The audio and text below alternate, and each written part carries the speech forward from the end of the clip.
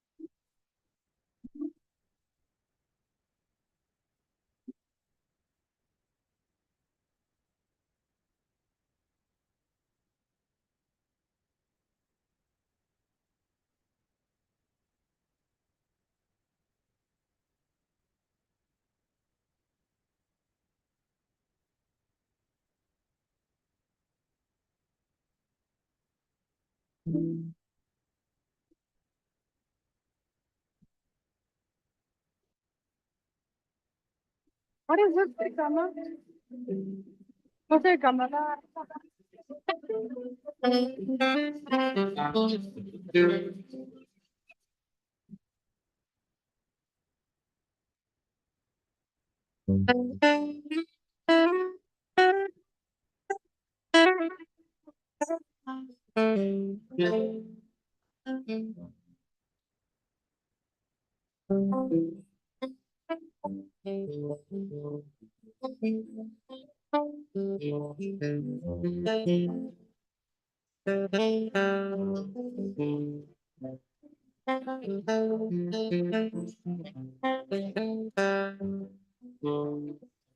Ay, guitar.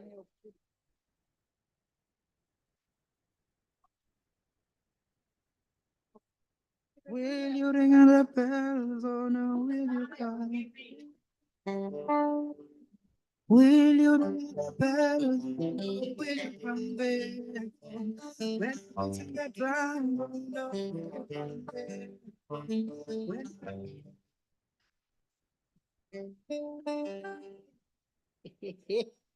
Something is fitting. Hey, hey, Zawadi.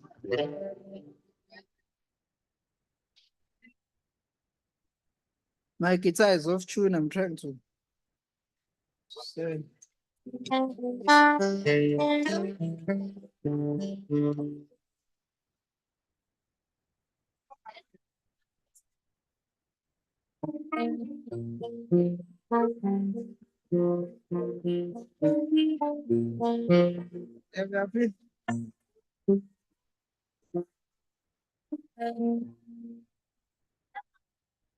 Uh, sure, sure.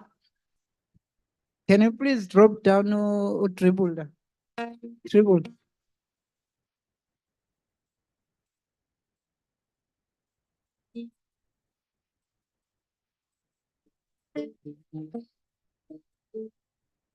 I think I should just, I see the people. Sure.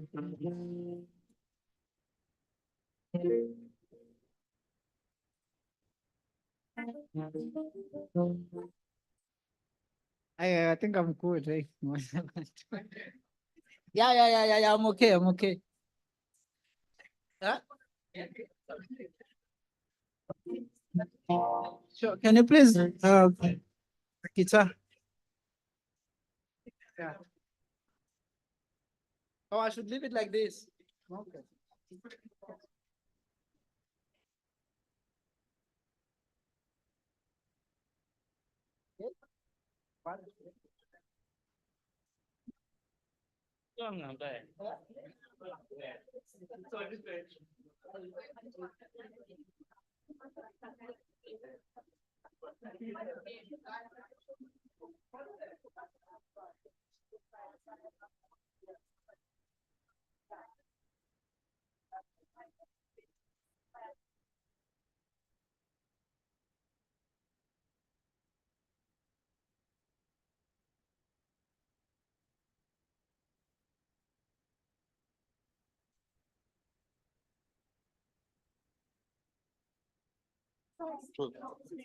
What is this? Is this the first commission?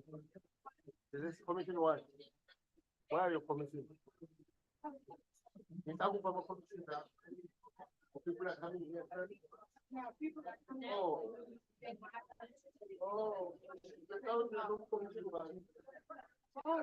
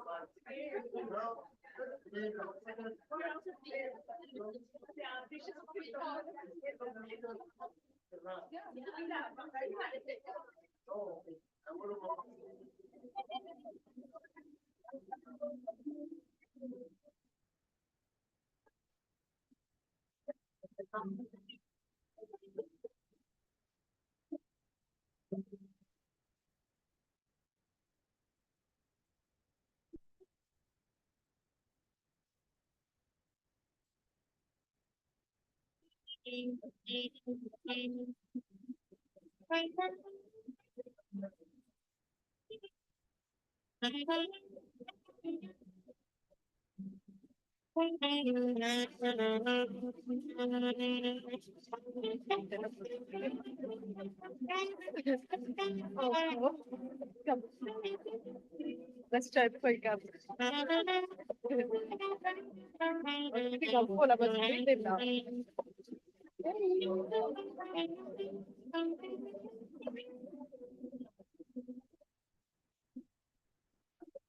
Gabriel?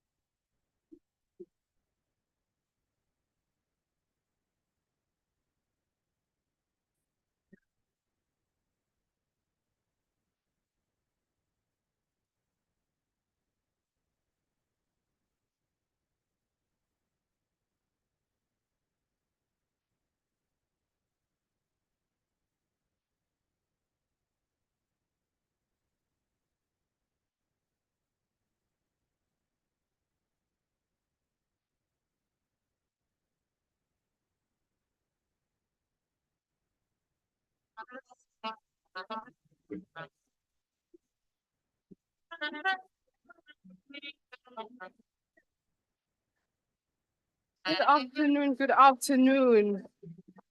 So we just come out from our breakaway session. I'm not sure if you guys can hear me. We've just come from our breakaway session, and Yane, we are all full now, but we are also tired. But I can assure you that the second session is not going to be very, very long. It's going to be a very, very short session because we're trying to wrap up this program as soon as we can. So just to introduce us back into our second session, I'm just going to call Zawadi to just do a performance for us, and then we're going to proceed with our second session. Zawadi? And Zawadi, of course, is joined by Felipani Arts once again.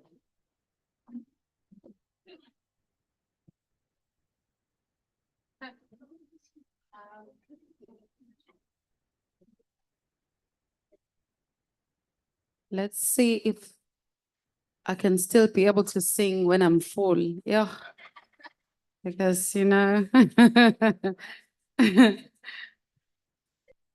I ate his kwakan. I'm so full.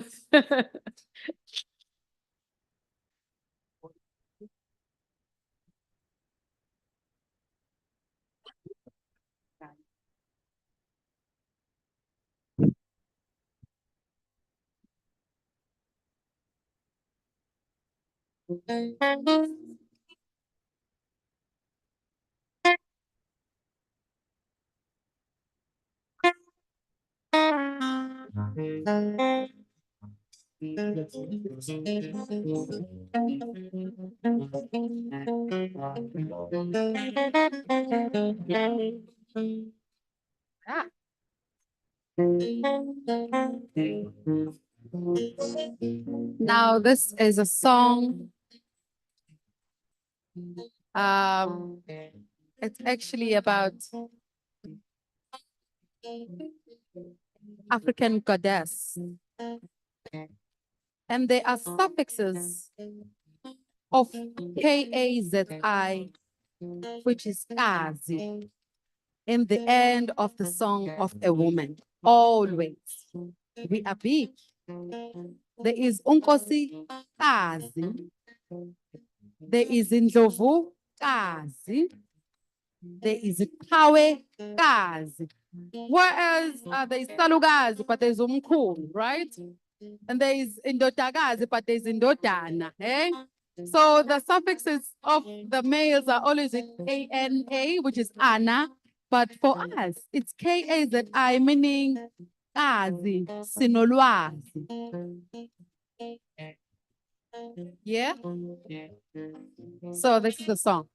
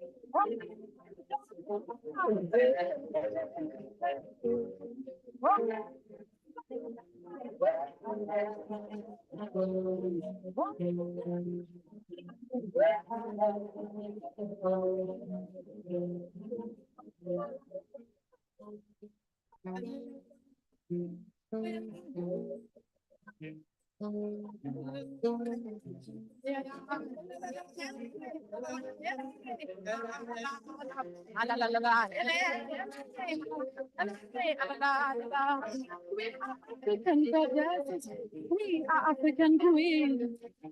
We are African brothers. We are African queens. This is a song, a tribute to our African women, African queens who paved the way. We are African Mama Ashantiwa. Oh, Abi. Oh, Queen Nandi. Oh, Queen Tania. Oh, our African legends. Princess Magoboga, you know. Mama Bosim Shongo. Mama Mary and Makeba.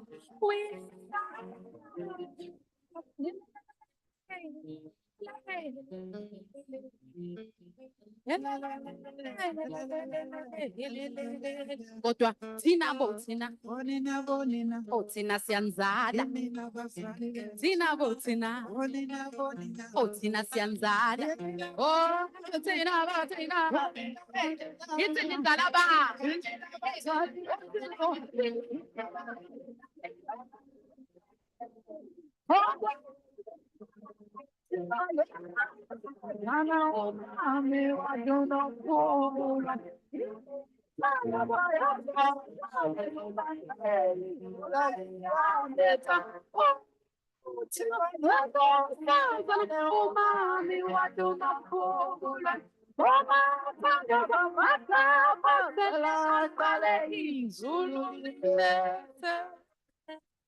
Thank you.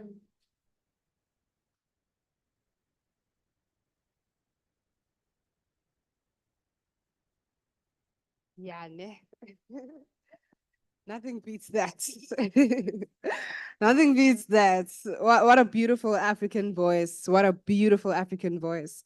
Yeah, so right now, without further ado, we're going to be looking at an interesting performance that we're going to be having, and this is by the African Parade Show. So can we give them a round of applause as they come up?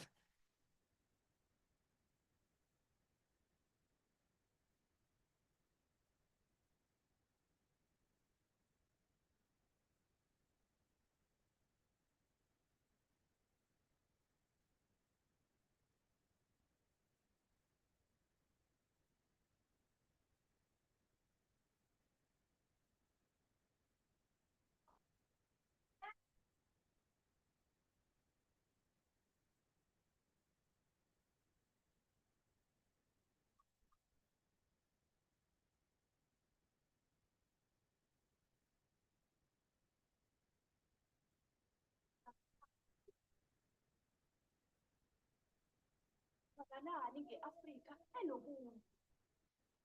Kwenzakalani nge-Afrika enesidima nothando? Ayibuye i-Afrika. Abubuye ubuntu e-Afrika. Masibonga amakhawa ase-Afrika. Good evening, ladies and gentlemen, and a warm welcome to the AFSB African Parade Show. Now listen, in today's episode, we are bringing the heat, we are bringing the fire. Listen, get your popcorn, get your drinks, whatever that you need, and sit back and relax, because today's episode, you are in for one heck of a ride. Now, I am not alone, I am with my two beautiful girls. Take it away, ladies. Sanibonani Afrika, igama lami nginguNomthamo wakaKhumalo. So in today's episode, ngoba sonke sazi, we are approaching our Africa Day. Oh, I can't wait. So in today's episode, we will be touching more on African history and how the writers actually shaped South African history to be specific. Yes. Sanibonani South Africa, igama lami nguNonhle wakwaBiyase. Basically on today's show, it serves as a celebration of the diverse of our Africa. And basically it's a success. So without wasting any time, sit back, relax, and enjoy the show. All right, so I'm just like to get things started, just to sort of light, Jay. If I were to ask, let's see these two beautiful ladies. If I were to ask, what is text? Let's sort of light. Text. What would you say text is? What would you say? Text. If I'm texting my mom, texting my boyfriend. Already, we have seen she can spot the answer wrong. No, zero. Let's see. Unfortunately, I don't have a boyfriend to Unfortunately text. for us. Maybe I'll get one here somewhere, you know. I think text, it basically has to do with everything we are about to unfold. Maybe. Take it away, honey. Definitely, you know the answer.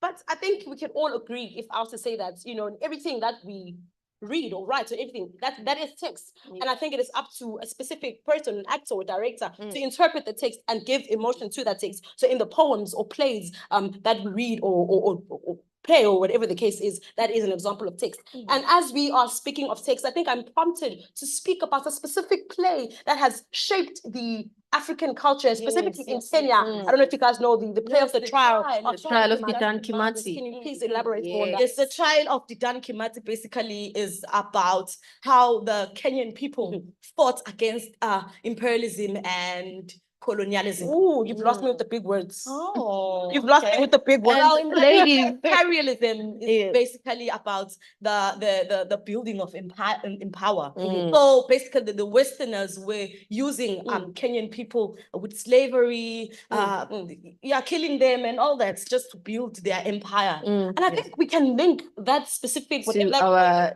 yes, that's what I was about to say. An apartheid era in South Africa as well, even though it wasn't really apartheid for them, but I think it's something that's similar because we were being oppressed just as they were. Right? And I think our hero Nelson Mandela, I think they have a similar, you know, they both basically heroes, Dedan and Nelson Mandela, they were both imprisoned. They were standing firm for their countries. So I think those two heroes deserve a recognition. Because if we look at the character of in the actual play, if you look at the character of Dedan Kimathi, who was basically the person fighting, for these people to be taken out of what the suppression that was going on. So I think it is vital to basically compare him to our hero, also Nelson Mandela. Yes. And I think the actual play, we can also compare it to our South African plays, like what's the play? Waza Alpets, yes, definitely. I think that and it was a protest theater play, right? Yes. I think they raise similar issues. Ladies, I don't know what you think.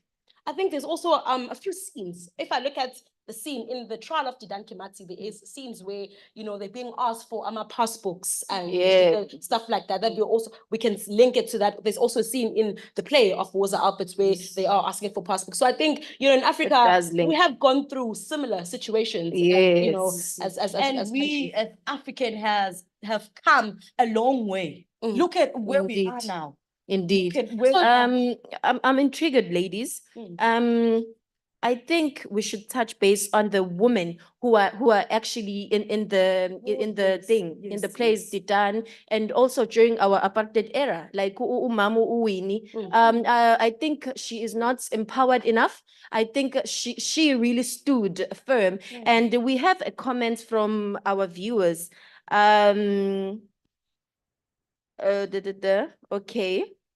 Okay. She says, Mrs. Matigizela Mandela, this is a quote basically that comes from her. She claims, okay, sorry. So trying to find it. Yeah. Sorry, ladies. But it says Mr. Mandela appointed her as a deputy minister in his first government in 1994. He sacked her after a year, reinstated her when she successfully challenged his decision in court, and then sacked her again. So basically, when Nelson Mandela was imprisoned, basically Uwini stood for him. So I think women also played a huge role during the apartheid era. I remember that actually Mam Winnie Mandela was actually the first Black social worker. Oh, wow. Oh. First social worker. Yes. And just looking at, let's talk more about theater. Just looking at the history of theater, or looking back when women weren't allowed to be on stage. So if a woman character was supposed to play, it would be played by a man who would wear makeup and act as a woman. And I think also we've just grown and evolutionized and all of that, and we can look at women such as Umam Nomhle. Nomhle, Konyane. Actually the first Black actress in theater. Who actually Beautiful. shaped, theater for all of us who are upcoming actresses. And there's a quote before, and she passed on, she said that when she passes on, she wants to leave, young ones behind. When I am no more, I want to leave a young girl behind who will be able to tell our South African stories. Our African stories. That girl, unfortunately. We are. And we are the generations that are actually able to empower and come up and tell African stories. Because we're looking at the writers like Unkuke Wationg, we're looking at writers like Messiah, who were able to unapologetically and rawly tell these African stories that are happening in Kenya, that are happening in all over the world, where we were being suppressed just because of our skin color or in the way that we were born. So you understand? So I think we give props to writers like that who are able to just push the boundaries and tell the stories unapologetically. I think it's starting to get heated, ladies. We should heated. really catch a break. Right. Yeah, it's getting heated. Don't move. Coming back now. And there's a performance. Yeah, we have a performance. So don't move. Yeah.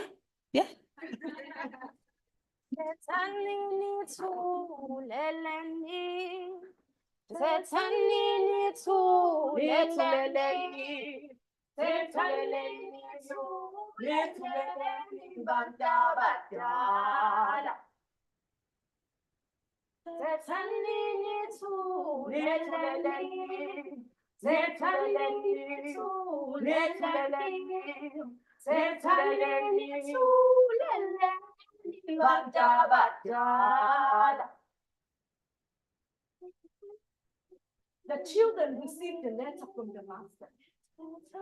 It said, no more Xhosa, no more Sotho, no more Zulu. Refusing to comply, they sent an answer. That is when the policemen came to rescue. The children running, bullets flying. Oh, the mothers were crying while the fathers were working in the city. The evening news brought all the publicity. Just a little atrocity. Deep in the city, benibuphi na amadoda achabe kuphula abantwana. Benibuphi na amadoda achabe abantwana bejikijela izimbokodo, benibuphi na? Just a little atrocity. Deep in the city, there was a full moon in the golden city. Knocking at the door was a man without pity, accusing everyone of conspiracy. Tightening the curtains, touching everyone of walking. The father was where he was waiting for the children, running. Oh, just a little atrocity. Deep in the city. Benibuphi na amadoda achabe edutyulwa abantwana. Benibuphi na amadoda? Where were you?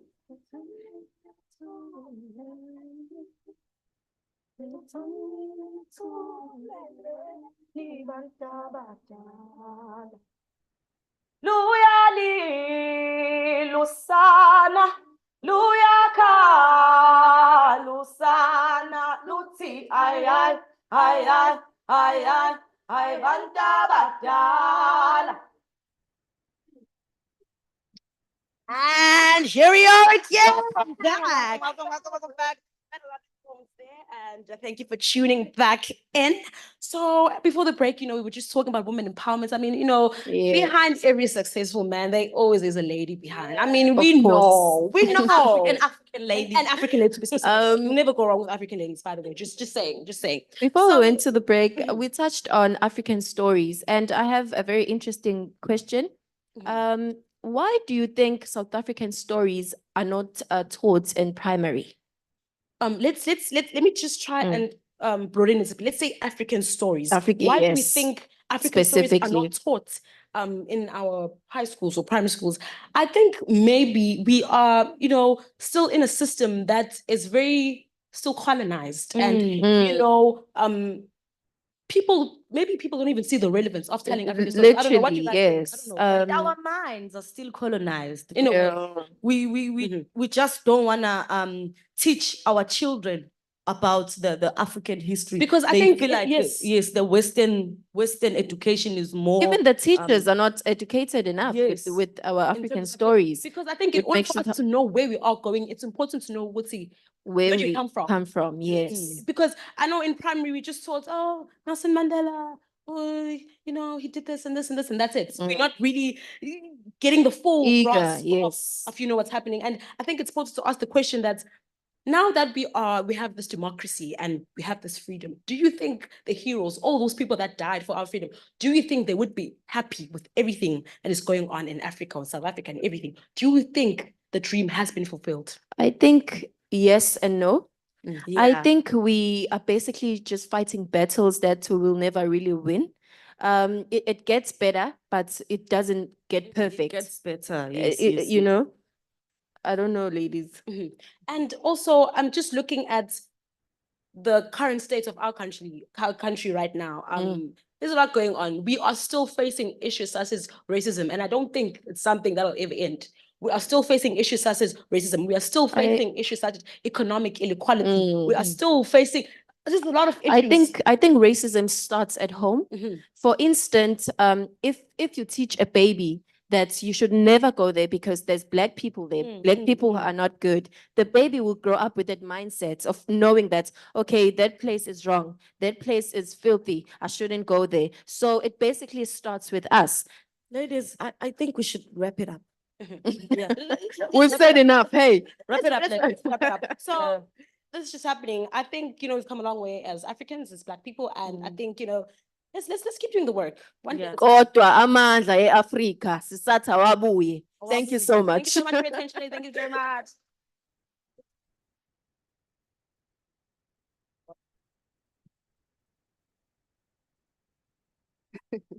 Ladies, I think we should wrap it up.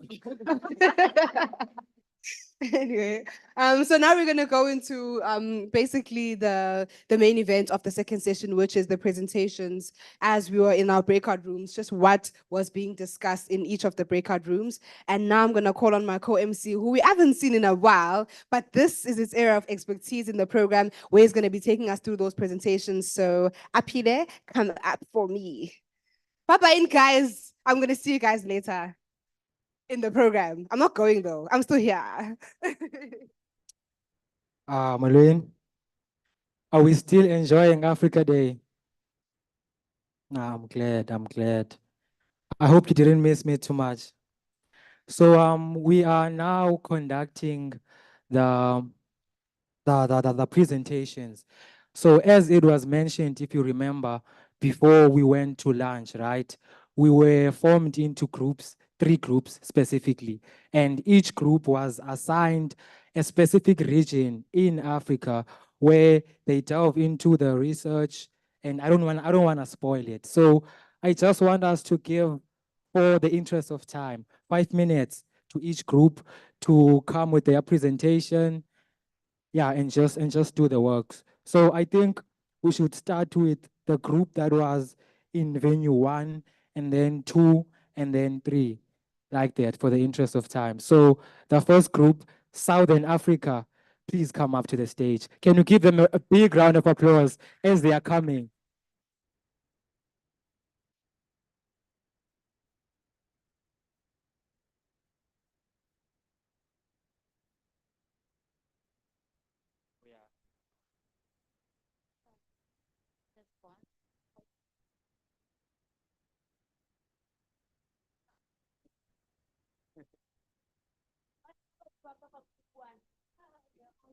They're going. They ate and went.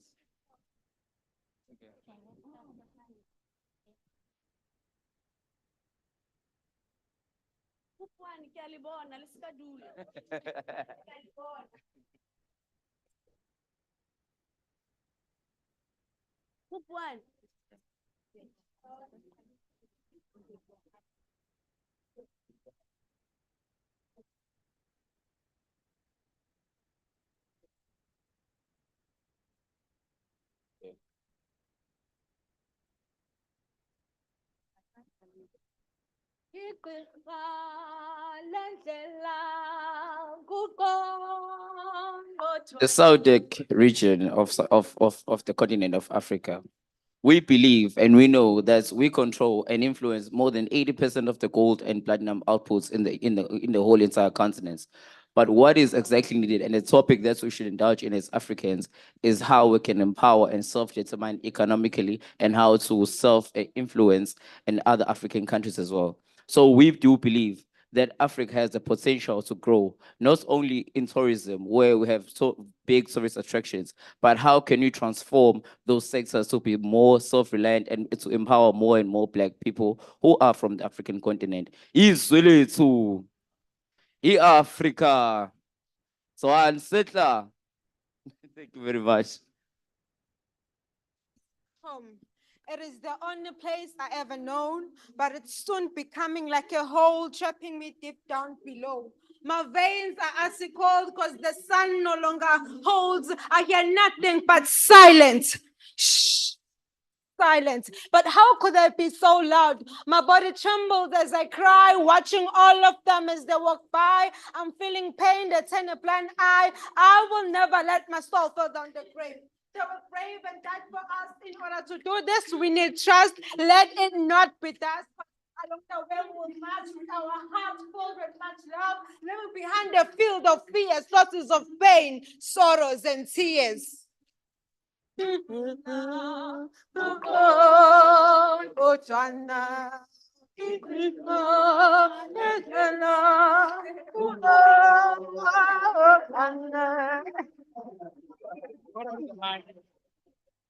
Oh, thank you very much, guys. That was beautiful.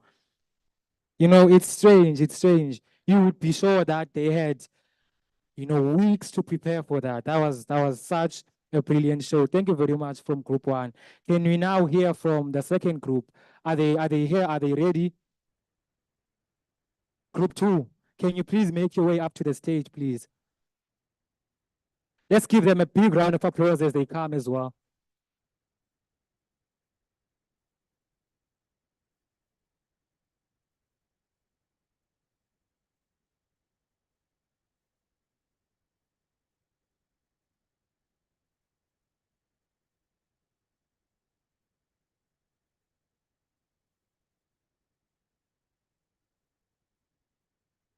Are you guys going to need more mics, or is this one going to be fine? You can steal the show.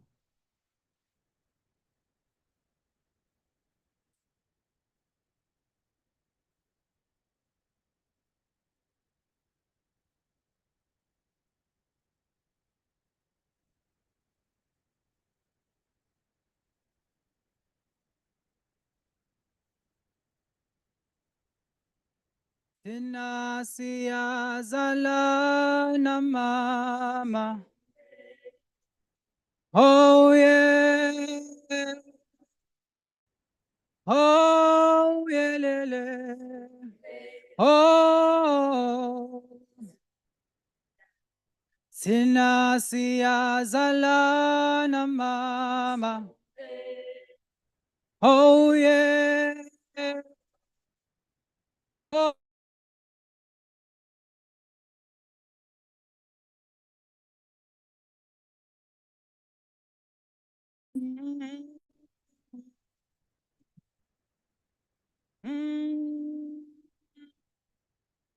The southern part of Africa is a tapestry of breathtaking beauty, with diverse landscapes, rich wide. The southern part of Africa is a tapestry of breathtaking beauty, where diverse landscape, rich wildlife, and vibrant culture converge to create an unforgettable experience. From the cascading waters of Victoria Falls to the vast expanse of the Kalahari Desert, the region offers a plethora of natural wonders. The Akovango Delta in Botswana, with its labyrinthine waterways and lush islands, in a paradise for wild enthusiasts, while Namibia's surreal landscapes, including the towering dunes of Soselvli and the otherworldly Skeleton Coast, showcase nature's role magnificent. Zimbabwe roams, whether exploring historic sites, embarking on a safari adventure. Africa, my home, Africa, my continent.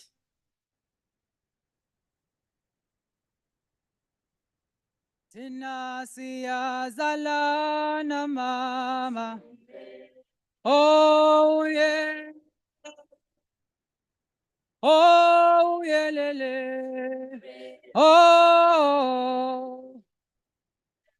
How thina siyazalana mama. Oh yeah.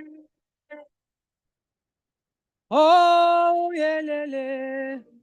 Oh.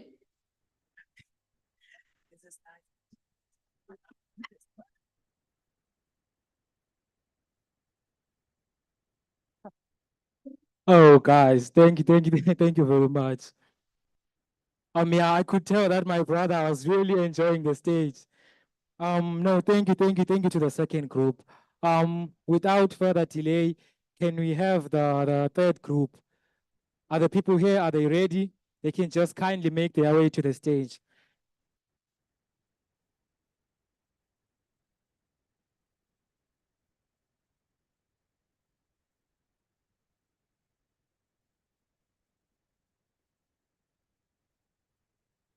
Molweni. Molweni. Molweni, iphendule Njomi, uMadiba, uyalo, umhlelembani, ungqolo msila. Uma landelwa zintombi zithi niseke noba unankomo. Today we're going to speak about East and Central Africa. But before I proceed, I want us to start with a very short poem from Nosihle Mthembu. Sanman. The title of this poem is Cultural Boundaries. I wrote it, I have a book titled A Rose That Grows. It's a collection of my poems, so this is one of the poems in my book. I feel the African soils. I see the people, the beauty and the colors with all the flowers. On the borders, it borders them, for we are one, yet culture says divide, so there is division. I see on the television xenophobic attacks give me a heart attack. Is there no vision? Terrorism is real. Stop the sarcasm. It makes me ill, as we need to heal. Thank you. Thank you so much. So today we were tasked on focusing on the positives of Africa to unite Africa, but it would be an injustice to not mention Congo, which is at the heart of Africa. Congo is bleeding. From being colonized by the French, King Leopold committed genocide against our people, killing millions of people there. And as if that was not enough, there's West imperialism there present now. Kids are dying in Congo. Congo is bleeding. So I just want us all here to, make sure that we don't just speak about it, we spread awareness and, we educate ourselves. But also speaking about East Africa, in 1963, Kwame Nkrumah, starting the Organization of African Union, his goal was threefold, which was to decolonize the whole African continent, alleviate poverty, and create sustainable change. Liberation has come in Africa, but we still need to be in a process of decolonizing our minds. How can we do that? There's scholars, we can draw from scholars such as Ngugi wa Thiong'o, who has a title of the book called Decolonizing the Mind. There's scholars such as Wangari Maathai, who started the Green Belt movement as a Nobel Peace Prize winner, and she speaks on sustainable development and addressing all these issues. There's a quote by Thomas Sankara, who's a former Burkina Faso president. He says that it is champagne for the few of us or water for all. Africa needs leaders. Africa needs passionate leaders, Now, thank you so much.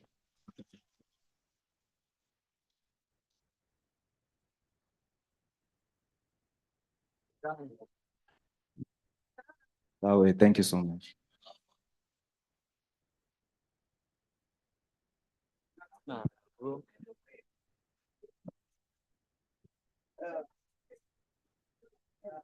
I think the gentleman should run for president. No, thank you very much to all the groups. That was amazing. It's times like these that I'm really proud deeply to be an African, because look at what has been created here now. Because in this event, it wasn't just performers coming in to give us what they prepared, but what we've actually seen now is the crowd actually coming and putting in their input. And it was wonderful. It was spectacular. So once more, I'd like us to give all of the groups a round of applause, please. And to the group leaders, to the facilitators, we would actually like the written documentation which you had whilst in the group discussions for documentation purposes. So if you can just make that available after everything, that'd be great. So we are now moving on to the research-led presentation panel discussion.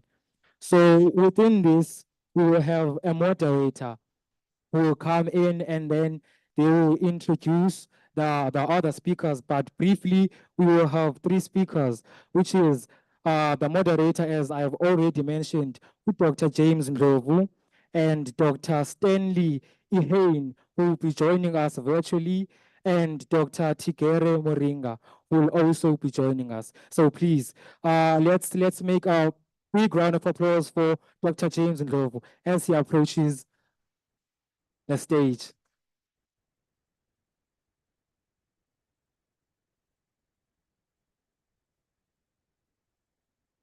Oh, he's coming. He's still cooking.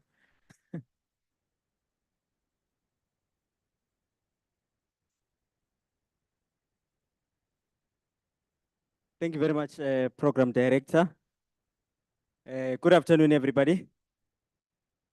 Good afternoon, everyone. Okay, no, that's a little bit of energy. Thank you so much.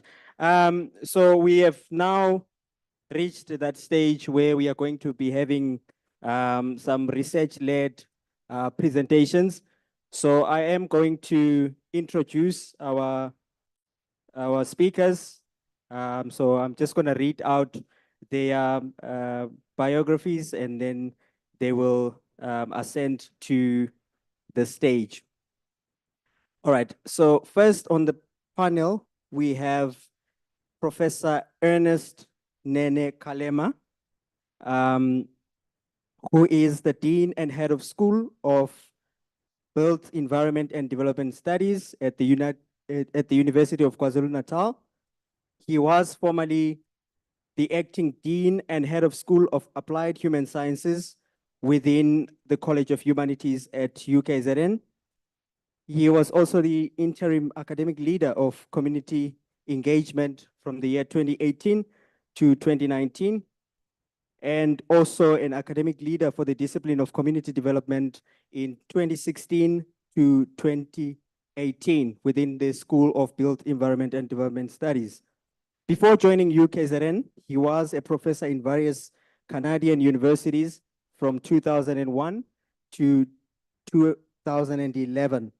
And he served as an adjunct professor of public health from 2012 to 2018 at the University of Alberta School of Public Health in Canada. He was specializing in migrant epidemiology, development dynamics, and access and equity for vulnerable populations. He also served as senior research specialist and later promoted to chief research scientist at the Human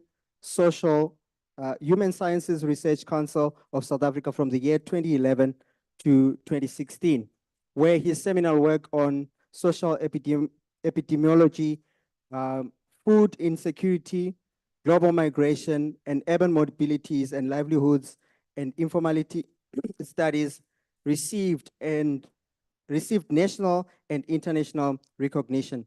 Professor Kalema's publication record includes 8 books, 30 reference book chapters, 40 technical research reports, 4 policy or research briefs, and over 45 articles in accredited academic journals and 80 academic papers in 25 academic posters in local, national, and international conferences. I think we can give him a round of applause. So Professor Kalema is also a recipient of numerous national and international teaching, research, leadership, and community awards, and has been recognized as UKZN's top 30 researchers. And Professor Kalema has led and co-led over 30 local, national, and international research projects, which have totaled over 80 million rands as principal investigator and co-principal investigator. Funders of his projects include, but are not limited to, Andrew Mellon Foundation, South African Medical Research Council, Wellcome Trust, Statistics South Africa, UNFPA, IDRC, UNDP, UNICEF, South African Population Research Infrastructure Network, Department of Science and Innovation, South Africa, and the Social Sciences and Humanities Research Council of Canada, just to name a few. So ladies and gentlemen, may we put our hands together for Prof. Kalema as he comes to the stage.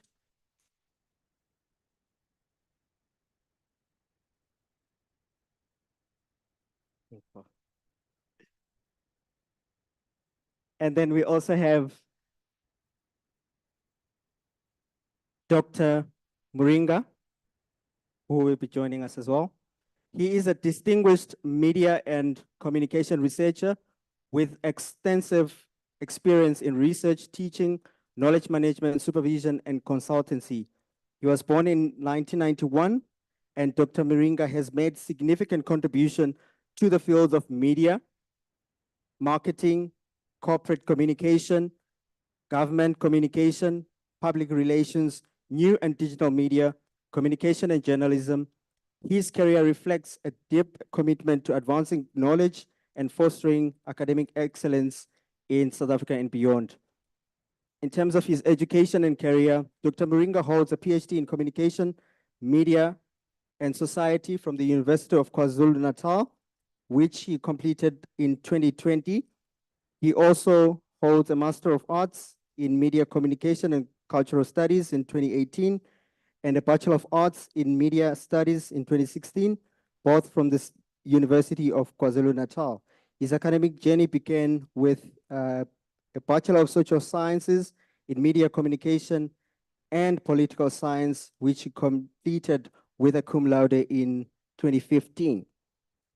His professional career is marked by various academic and non-academic positions. He currently serves as the Director of Research at MNG Research and a Research Fellow at UKZN.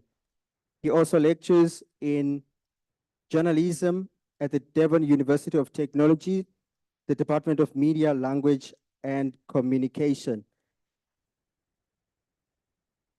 In terms of his publications, he has research interests which boards and encompass various aspects of media communication.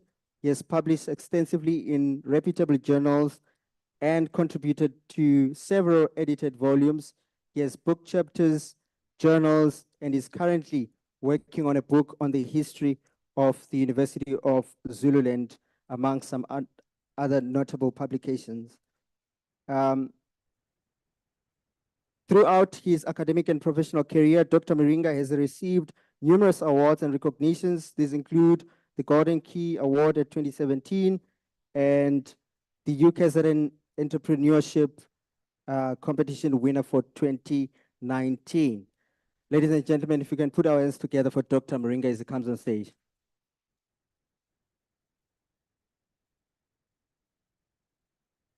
Unfortunately, I have not received Dr. Stanley E. Haynes' biography, but he will be joining us virtually. So we are not segregating you, but he will also be joining us virtually. So ladies and gentlemen, without further ado, we will go straight into our presentations, and I'll ask Prof. Kalema to start with his presentation. Thank you very much. Dumelang, sanibonani, molweni, ninjani? Hayi sikhona. Amanye amalwimi andiwazi ke ngoku, but ke kufuneka ndifunde, andithi. So thank you so much for inviting me, and just to acknowledge the event itself. I was so touched by the music and the creativity that went on. And I said, you know what? I don't want to come up and sing myself, because I happen to be blessed with a voice as well, right? So I was going to just come in with song, but then I decided, as I heard the poem, the last poem from the last group, I was touched by that poem, because my presentation is actually based on that poem. So I don't know what's happening up there somewhere, right?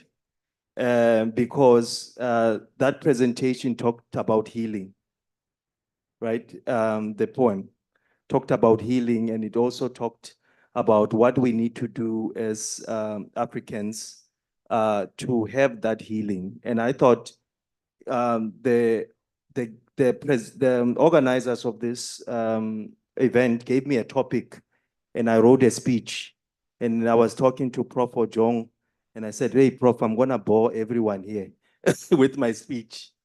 And so I'm changing exactly what I was going to do and what I was going to say, but just to reflect a little bit about not only this event, but also what we need to do. So I was given a topic to discuss inclusive growth, addressing the socioeconomic disparities for sustainable development, taking into consideration the issue of Agenda 2063.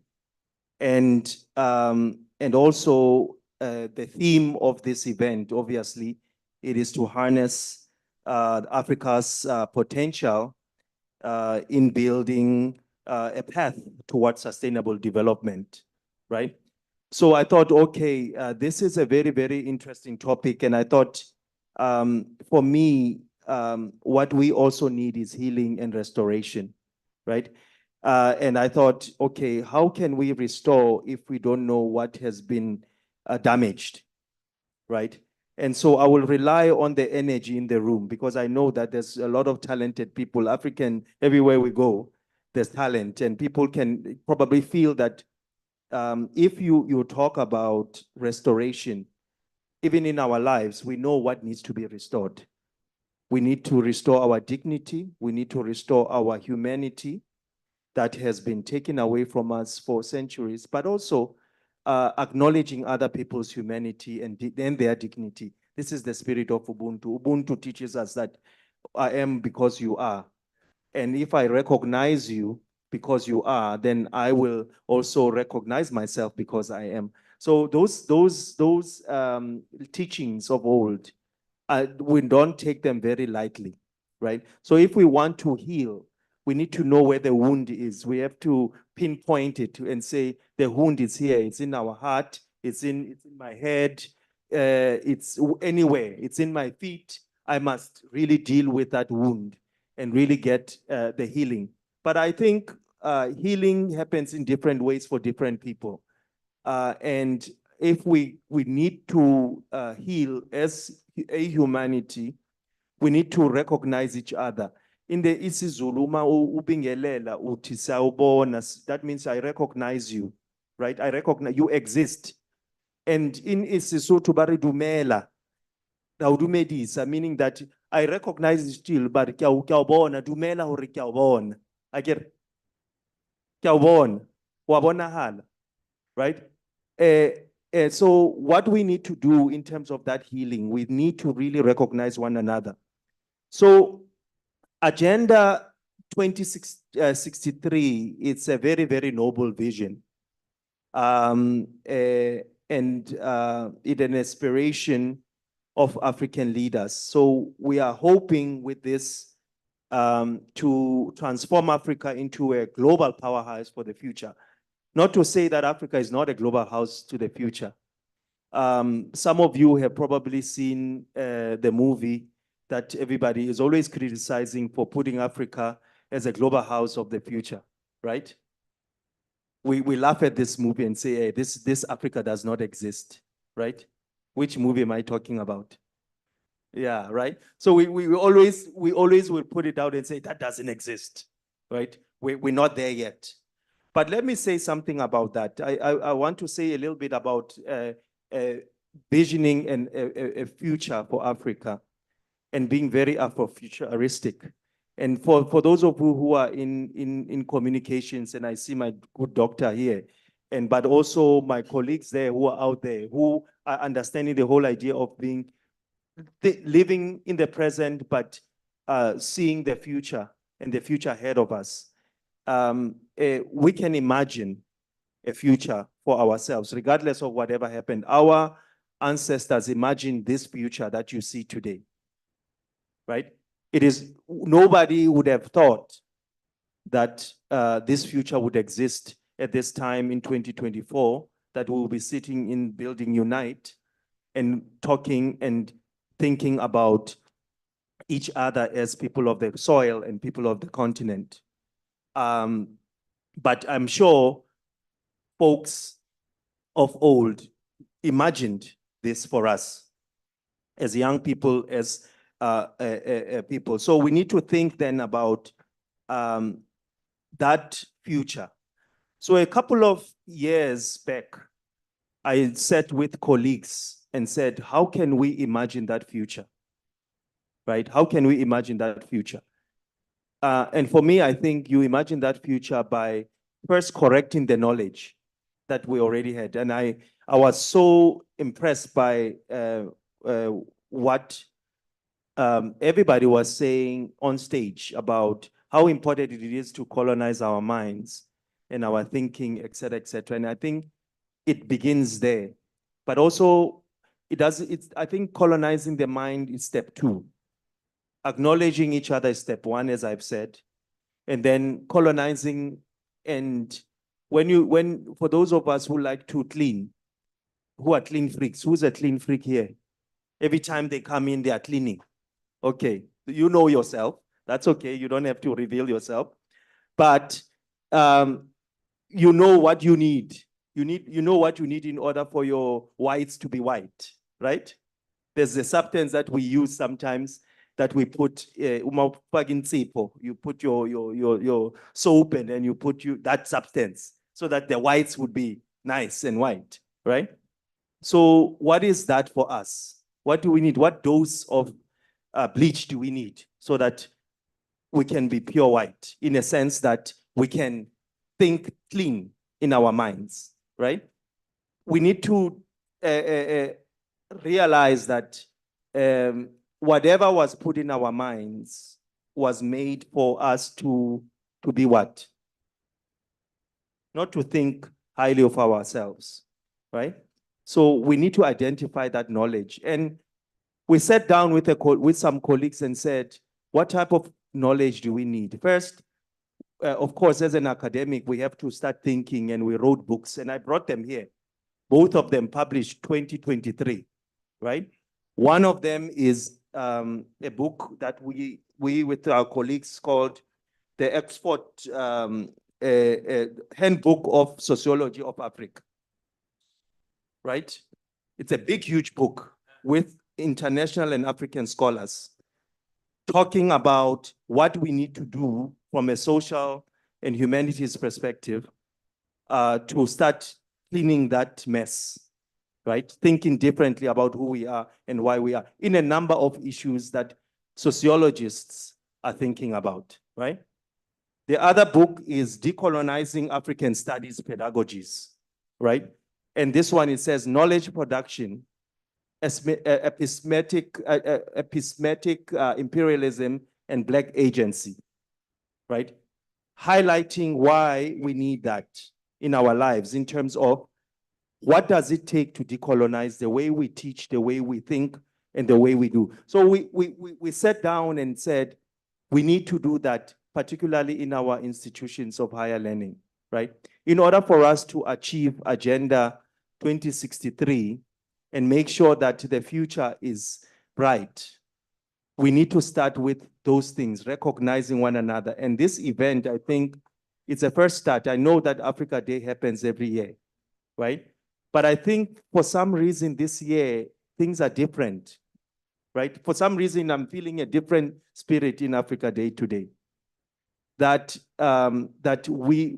it's a culmination of things that are happening, both having lived through COVID-19, all of us, but then coming back and saying, as Africans, as people of the soil, regardless of where we come from the continent, what we need to do to move this continent forward.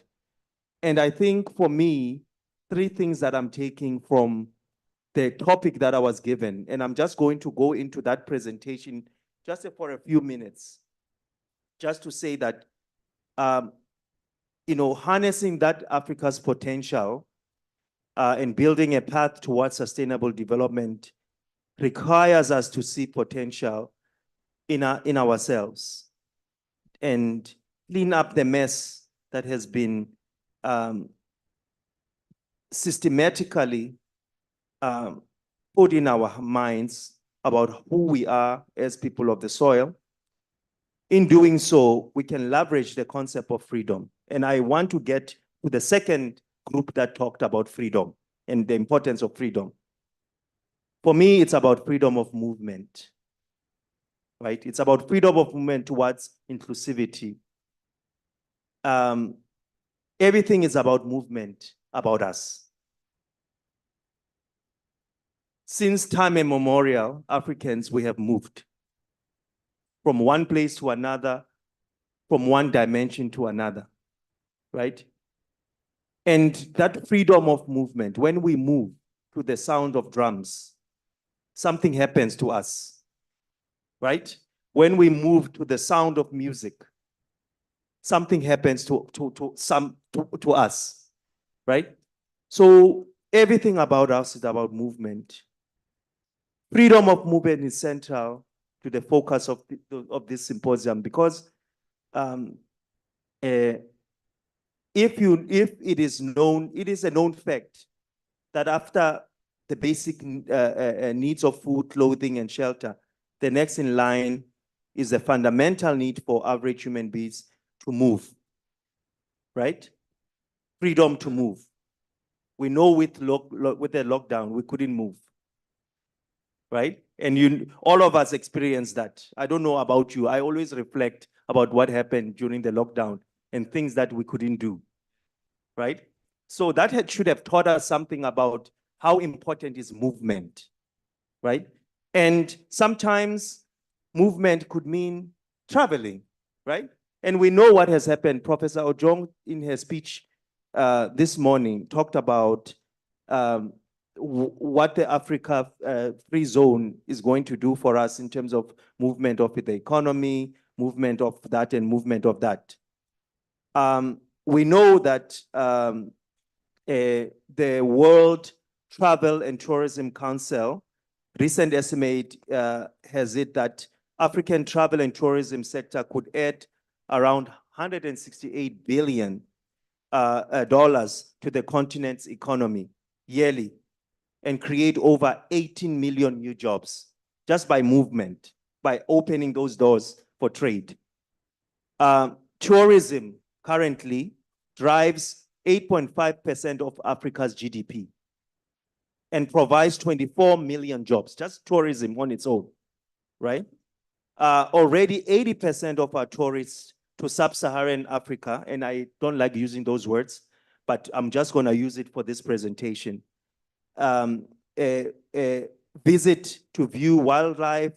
The number of those visitors are set to double, 134 million by 2030, generating over $260 billion. So the potential is huge for the continent, just by opening those borders for people for free movement. Unfortunately, the freedom of movement and travel is one luxury. It's a luxury because most Africans do not move, right? It's a luxury. In fact, the facts and figures are telling us that the United Nations Refugee Agency steadily show that the main enabler of intra-African travel is disaster, right? In the forms of political crisis, wars, epidemics, flooding, et cetera, et cetera. The average of 84 million travelers that would visit the African national sites, they go to Morocco, Egypt, Kenya, and then obviously South Africa yearly. And those people are Europeans, Americans, not Africans. So there's something that we're not doing right in terms of free movement. So there are two main reasons why this is happening. There's an unwritten closed door policy of African countries on one another, right? Remember the bleach, things that we need to take out of ourselves, right? Without free movement, there is no free relation. There won't be any trade relations. The resemblance of free movement is within the regional alliances, not continental wide. So those are the statistics that are coming out. Second, air connectivity from one African country to another, very poor. It sometimes is not non-existent, right? We do not only close land borders on ourselves, we also close the skies. The sky is the limit. We hear that term, right? I always say to my students, the universe is not the limit. I change it around when they are writing their PhDs and masters. And I say, there's no limit in what you can do. About 15 years ago, Africans must first travel to Europe on a 24-hour plus flight to reach a neighboring country. 15 years ago. Things are changing, obviously. We see that the framers of Agenda 2063 understand that inclusivity and sustainable development are nearly impossible without freedom of cross-border, land and air, as I've mentioned, movement in African states. As a right step in the right direction, the African Union is already unlocking the doors through the free trade agreement that Prof. Ojong spoke about. The second problem of connectivity is getting attention through the single African air transport market, which the African Union also is moving forward, the pact, which aims to create a single market for air transport in Africa, right? Once entirely in force, the single market is supposed to allow significant freedom of air transport in Africa, advancing AU's agenda. So we're very glad about that. So the two frameworks are already in their pilot phases. Though slowly insignificant. As Africans, we need to open up our borders to fellow Africans and the African diaspora. I always watch some of these, my friends always send me some TikTok stuff that you guys would know about TikTok.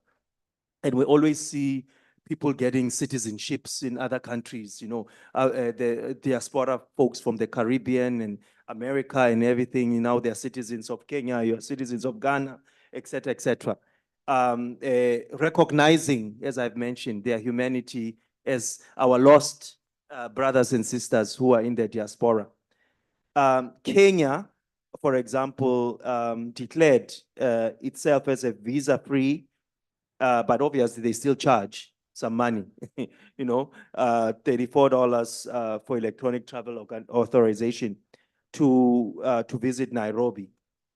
But at the heart of it, we need to move to that, we need to move there in terms of opening up our borders. And I know as South Africans, we always say, well, let's talk about opening our borders a little bit. Deep open our borders. But opening our borders doesn't mean that you open your borders to everyone, obviously, right? There are people who are willing to come to our country and invest in our country who are from the continent. There's so many skills that our African brothers and sisters can bring to us to learn about what's happening. And because they have traveled that road from different places, right? I study migration early in my lifetime. I used to study a lot of migration movements and integration approaches. And let me tell you something, we learn a lot from people who have moved from different places. There's so many things, strategies of survival that we can learn from one another as Africans. So with those few words, colleagues, I just want to say thank you so much for inviting. But as I've mentioned, let us start by recognizing one another as humans, as the first people who have walked this earth and moved to other places around the world and became indigenous in all those places. The history that we have been taught is a distorted history. And some of us in our own way, we are try to reimagine it, right? Using the skills that we have. But the knowledge is here with you. Thank you. Thank you very much. Thank you very much, Prof. Prof is saying we need to see potential in ourselves. And as you can see, we are having more people joining us on stage. We have decided to open up our borders. Prof started in the morning. She said we must open up our borders. We must allow people to come through. So we have chosen to allow people to come through and join these discussions that we are having.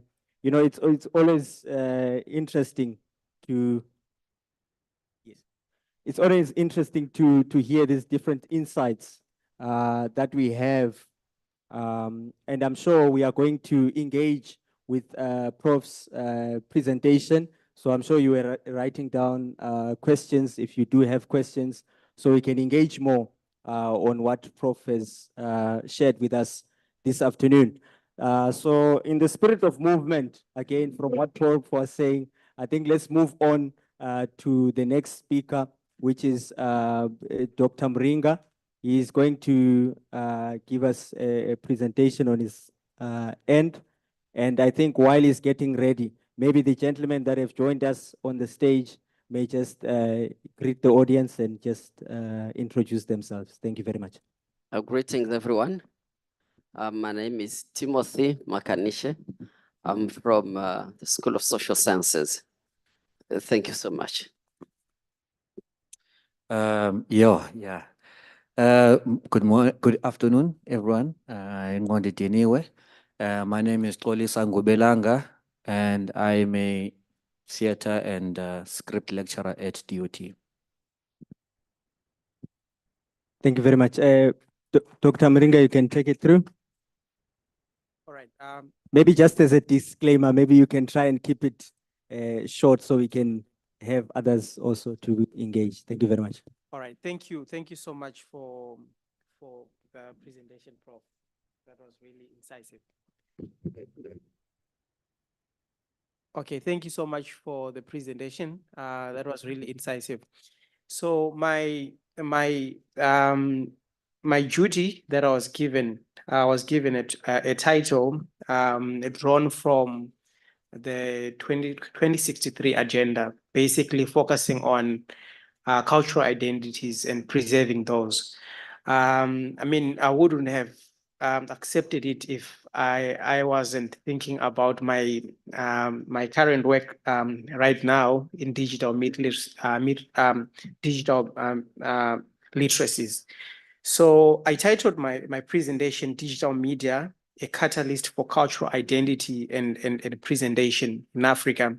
So with the aim of wanting to understand and look at how we can harness the power of communication, digital tools and digital communication and digital technologies in preserving and communicating our cultural heritage. I mean, that brings us to the issue of wish I had a presentation showing on. I'd prepared some images that I wanted to share with you, but unfortunately for some reasons.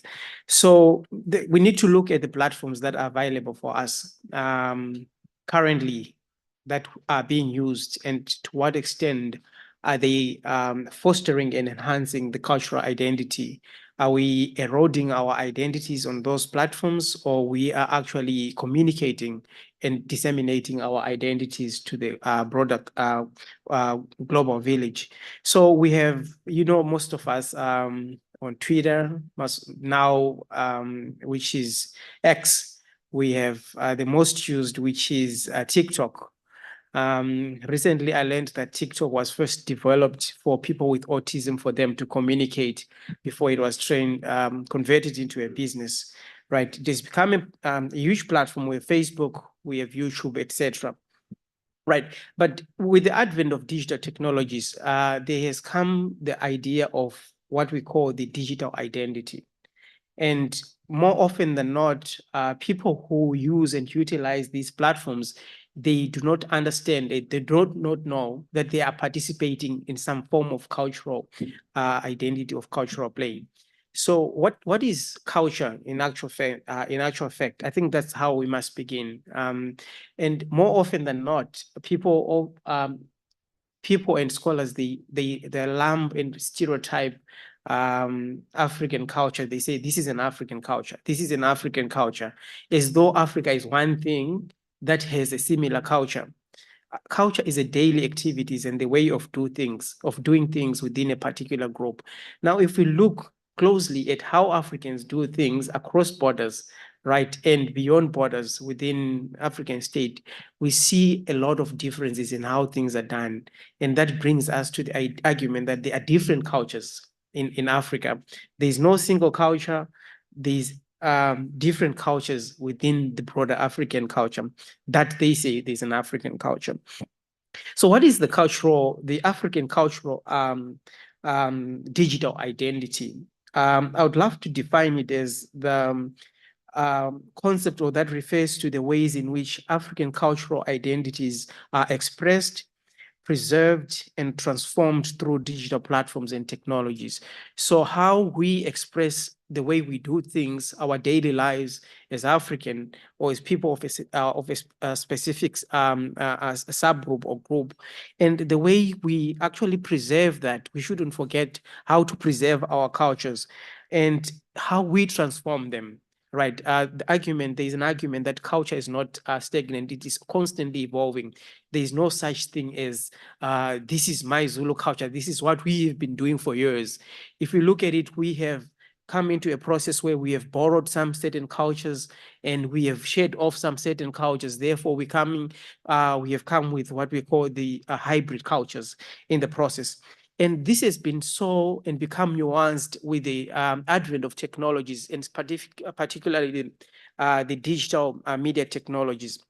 Right. So we are saying digital cultural identities on these platforms that we have, what we see is the enhanced and improved expression of what we do.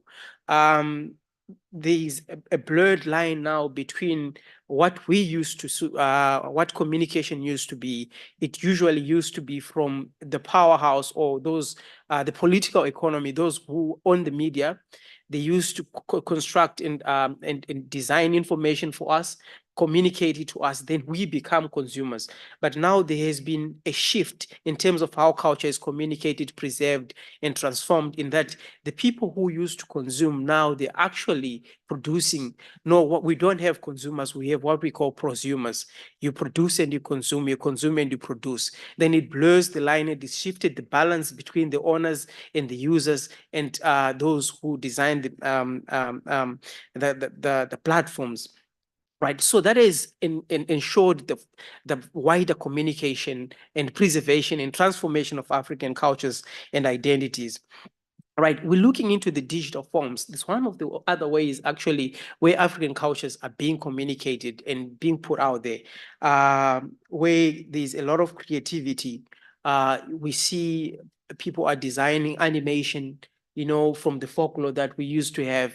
People are designing cartoons, all those kind of things, the things that we'd never seen in mainstream media or television. Now our African ways, the games that we used to play, they're being animated and they're being communicated through those platforms, therefore transforming and enhancing and developing and disseminating the African culture to the broader communication. But there are questions of localization. We call up globalization beyond the African borders, beyond the South African borders.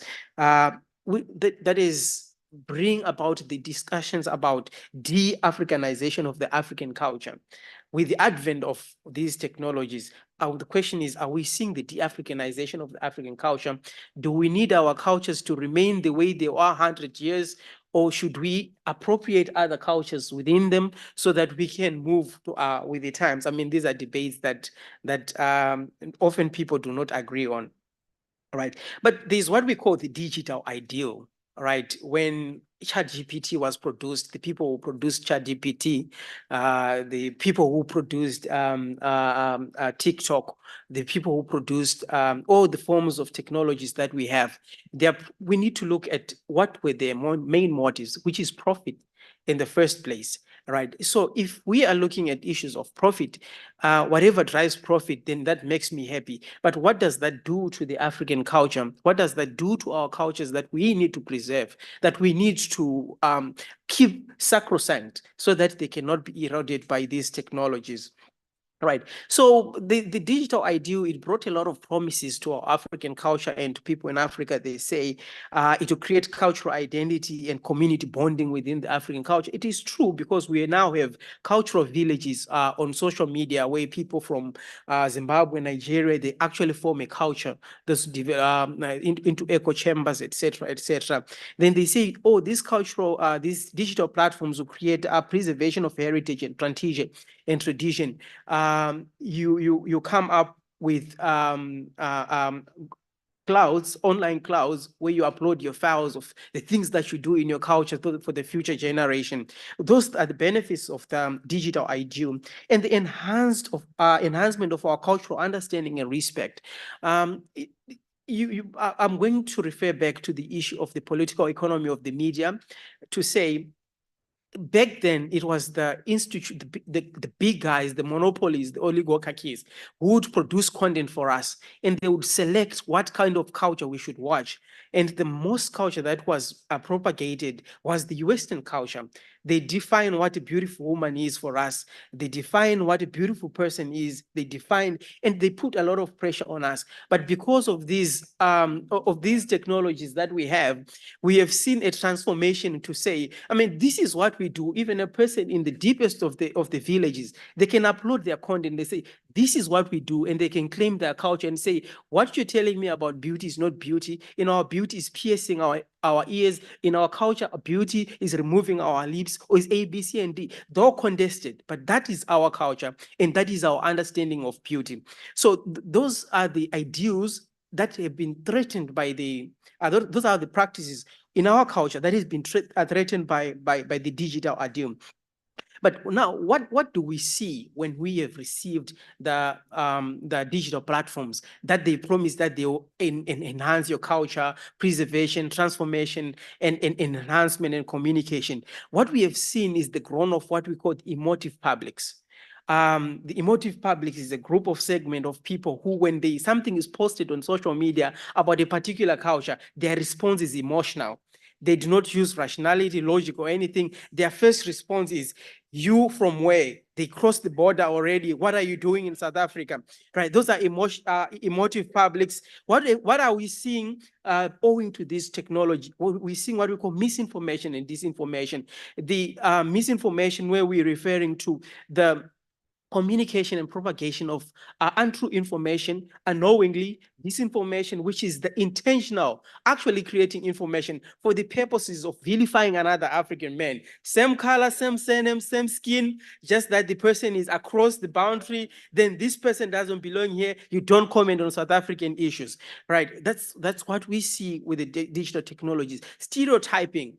We've seen that it is very easy now to stereotype, and you can say it at any given time without the law coming to your house, because nobody sees you. You hide behind the ghost account. You can say whatever you want to say. Stereotyping, this is what all Africans look like. This is all how you look like, and therefore this is the truth. So this situation has enhanced what we call the post-truth, where emotions are more important than facts and truth.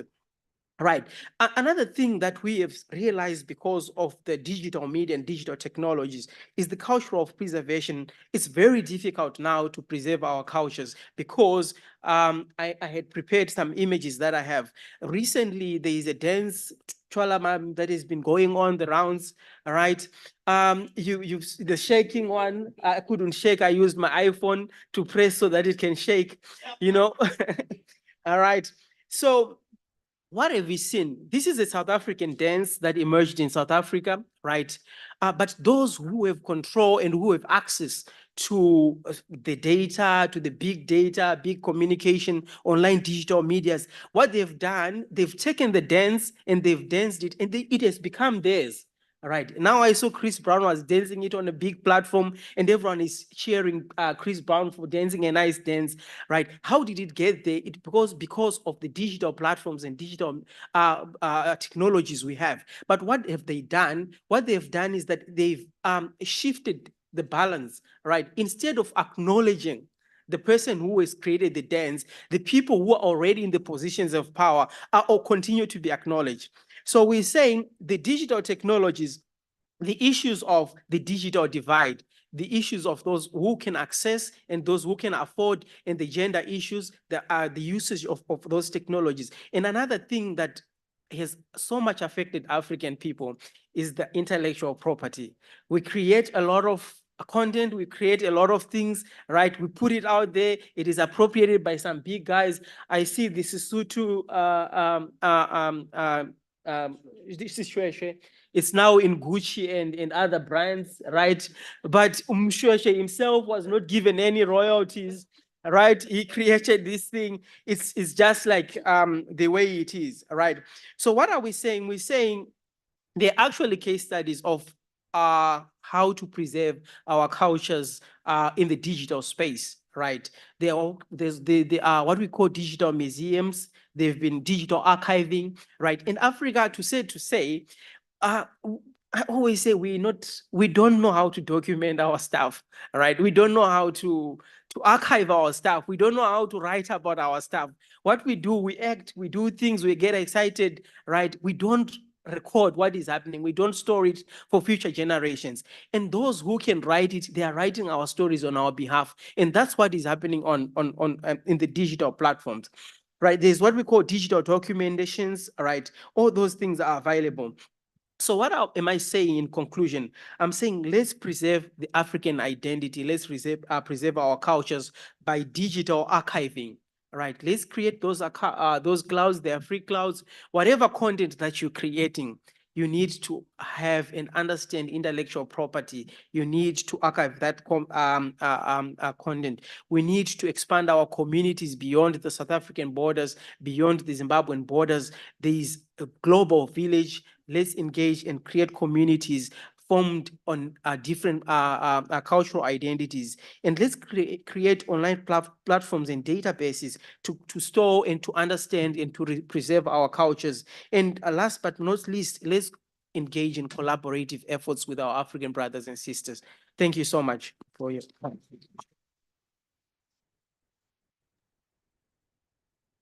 Thank you very much, Dr. Mringa, for that insightful presentation. We appreciate your contributions, and I think there's a lot to take in, and I'm sure you were also noting if there are any questions or issues that you would like us to engage further on.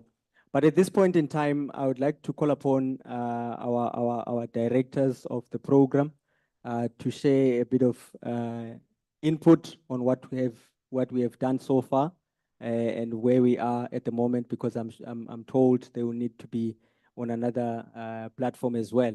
So maybe let's give them an opportunity to engage so far and give us the remarks, and then we'll take it from there. Thank you, sir. Yeah, basically, thank you very much once again, Professor. I want to excuse myself immediately after this. We've got an Africa Day that we are in Boxstad. And then I'm the director actually responsible for that. But one, I needed to say, Prof, that we've been given a task, myself and JD, that we need to establish a think tank immediately. An African, whether we want to call it again, African Renaissance think tank, immediately because of what has actually happened. We are viewing this seriously, and Honorable Ndebele has actually left us with that task. And safe to say that the panel itself, for me, would be enough to drive the agenda moving forward. But my parting words, Dr. Mringa is left. Yeah, no, all these digital platforms that have spoken to digital museums, digital archiving, preservation and conservation of our documented history. We really have to get to that very quickly. And being at the Department of Sports, Arts and Culture, we are custodians of provincial archiving and stuff like that, information management and knowledge management thereof, and all those things that we have missed out. We really have to get to them, and whatever needs to get into the portals, let's get them in with immediate effect. But I would want to go back to Prof.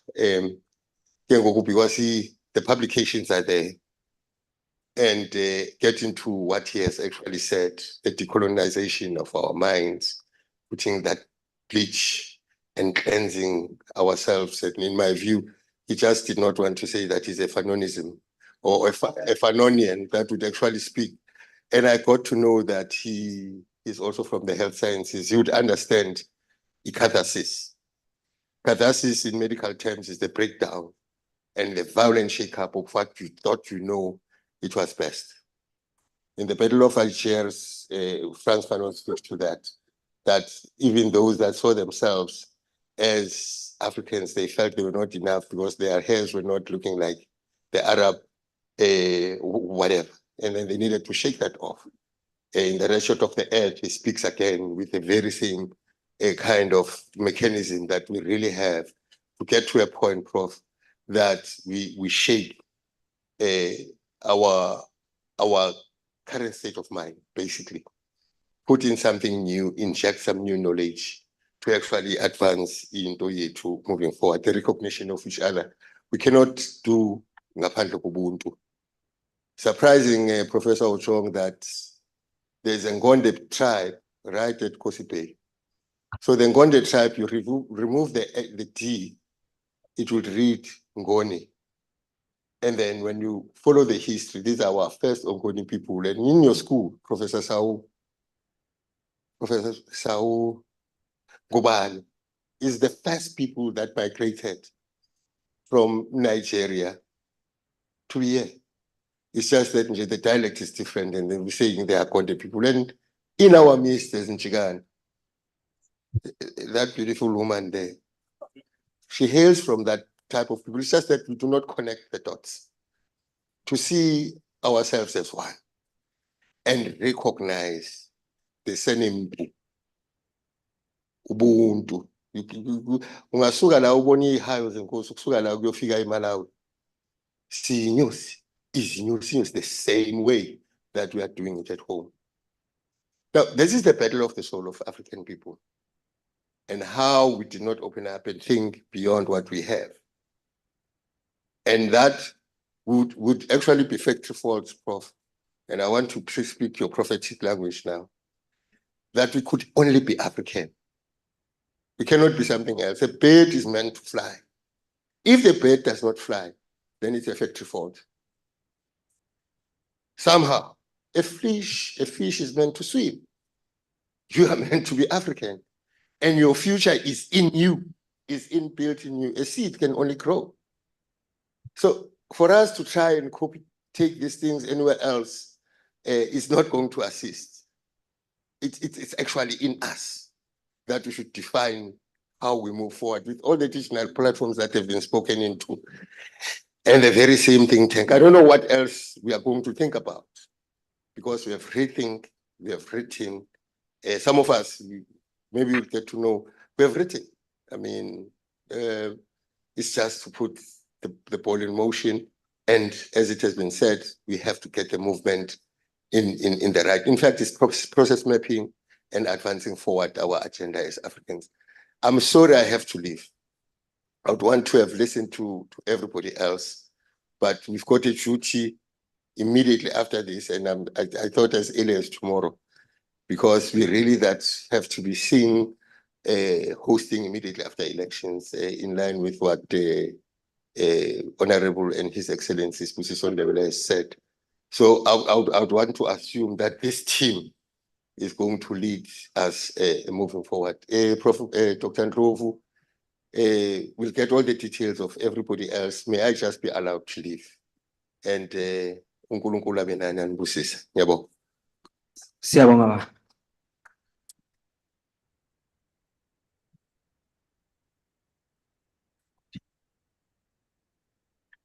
All right. Thank you very much for those remarks. I think for now we are going to have Timothy to take us through with his presentation.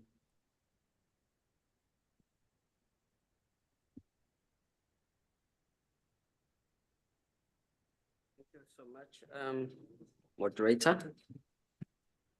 Mine is not going to be a long presentation. I'm just going to think out loud. Okay, so I hope we think together. I was asked to discuss on peace and security, striving for stability and prosperity in Africa, in line with aspiration number 4 of the Agenda 2063 of the African Union. Now, the key word is peace and security. And having read Agenda 63, especially this 4th aspiration, the African Union is talking about issues that need to be attained for there to be peace and security in the continent. And what are these issues? It is talking about governance to be strengthened. It's talking about accountability and transparency on the continent. It's talking about stable and peaceful continent. They also speaking about strengthening mechanisms for securing peace and reconciliation, as well as addressing emerging threat to Africa's peace and security, as well as also having a fully functional and operational African peace and security architecture. Now, if you want a functional and operational peace and security architecture, that is what I want to know, to delve a bit. Functional and operational. I do not know what is that. Because as far as I know, the continent doesn't have that. It is working in silos. Each country has to do what it can to make sure that it is peaceful and it silences the gun. And Africa had a previous deadline for silencing the guns. It didn't achieve that. Now we've pushed it far away. We've taken a number of decades to see if that will happen. But I don't see that operational and functional infrastructure to achieve peace and security on the continent. Now, that is a big problem. I spoke about the continent working in silos, where each country has what we call sovereignty. Now, it sounds like a very good thing if I was a president of a country, because then my decisions cannot be overridden or challenged by any other president or by anybody else. Now, but that is one of the enemies of peace and security, considering the context in our African continent. The continent is so divided.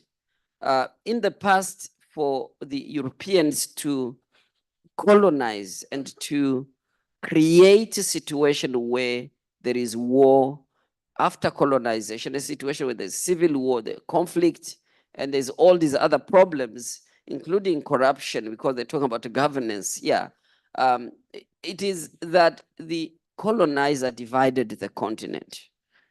We are all excited when we speak about decolonizing the continent, but we forget about the legacy of colonization in terms of division. And here I'm talking about the geographical division. Now I'm thinking, what role could the Pan-Africanization of our people and our continent can play towards achieving peace and security. And when I speak about Pan-Africanization, I'm really trying to be very practical here. It's a process as opposed to Pan-Africanism. Pan-Africanism, this is a philosophical movement, which we know very well started long time ago by, especially it's emerged in the diaspora with people like Alexandra Cromel, Martin Delany, who were joined later by W.E.B. Du Bois and Marcus Garvey. And their focus on Pan-Africanism was to say we need to get rid of the whiteness, get rid of the white color, and regroup as Africans, irrespective of where we are. Outside, in the diaspora in America, we need to be one people and fight against the white domination. So that was their position. And it was quite a very racist position, so to speak. Du Bois came and said, actually, no, it was actually Marcus and Seda Senghor also who came to join in that. Theirs was to say, as Africans, we need to actually leave the diaspora and go and live on the African continent. That's how we strengthen Pan-Africanism. And that for me was more of a philosophical, although it has some practical approach, but it doesn't really help much the continent because everybody will just identify which country to go to. Now, the guy who had a very good idea was the former president of Ghana, Kwame Nkrumah. Now, this president speaks on a very real issue here. And for him, Pan-Africanism is about uniting the continent economically and politically. Professor Kalema spoke about a lot of issues here, which really invokes that unity of Africa. Now, without Pan-Africanizing, I doubt we'll ever attain peace and security. Now, I'll give you an example of the Congo.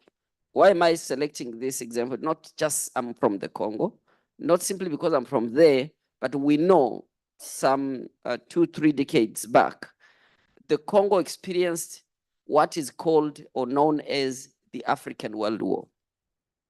That is because there is no other place after the Second World War where so many people were killed in the war as what happened in the Congo from 1996 to date.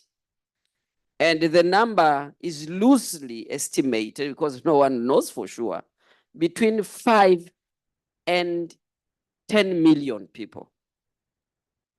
That's mind-blowing. Now, the problem here is that Congo, the situation there, I worked on a project called DRC Kairos. Now, let's say it is time now to end the war and to promote peace in the DRC. Now, this was championed by the KwaZulu-Natal Church Council, and they supported the Congolese diaspora to try and put together a document that is calling for peace. Now, what we actually discussed in this forum was that what is happening in the Congo really cannot be separated from economic war. And even there was a UN report in 2001 that spoke about the economics of war in the DRC. And in my master's research, I came across these conflict minerals. Now, that is where there is the economy and politics meet. And what is happening, the DRC is a very rich country.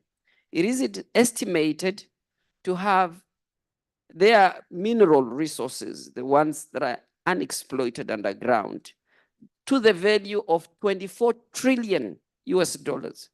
That is a combination of the European Union and the American economies combined. Now, Africa is a continent that is suffering for so much poverty, and this poverty actually is leading to conflict and also aggravated by conflict. Now, it is a continent, if we Pan-Africanize, that is to say, Let's forget about the ethnic, the geographical, and the political boundaries. And as a people, be one big mass as China is, Russia is. It's a very huge country. Even the United States of America, it has 52 states.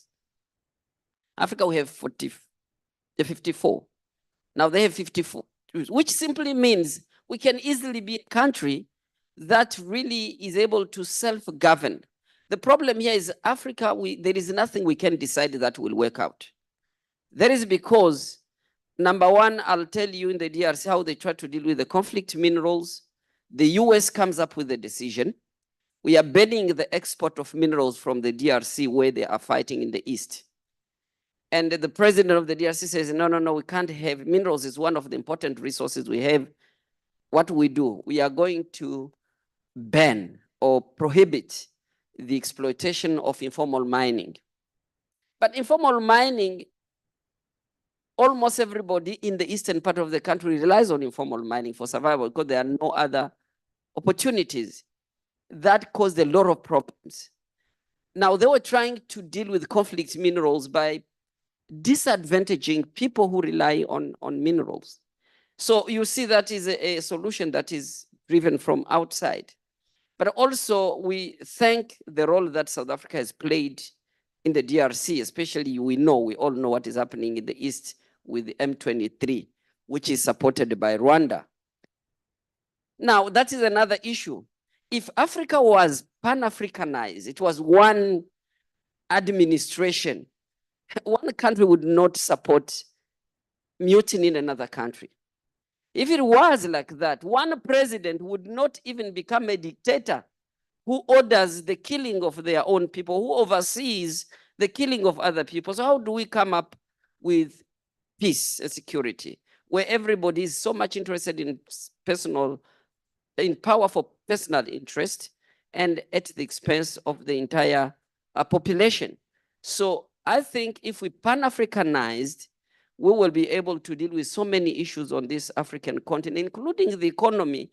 When you're struggling with poverty in this continent, South Africa struggling with ESCOM, you know the DRC has got a potential of electricity that can power the entire African continent and part of Asia. But South Africa is struggling. So if one administration, again, you see how much we would have dealt with. And there are so much, I don't want to read about the potential of this country, but the war has been ongoing forever.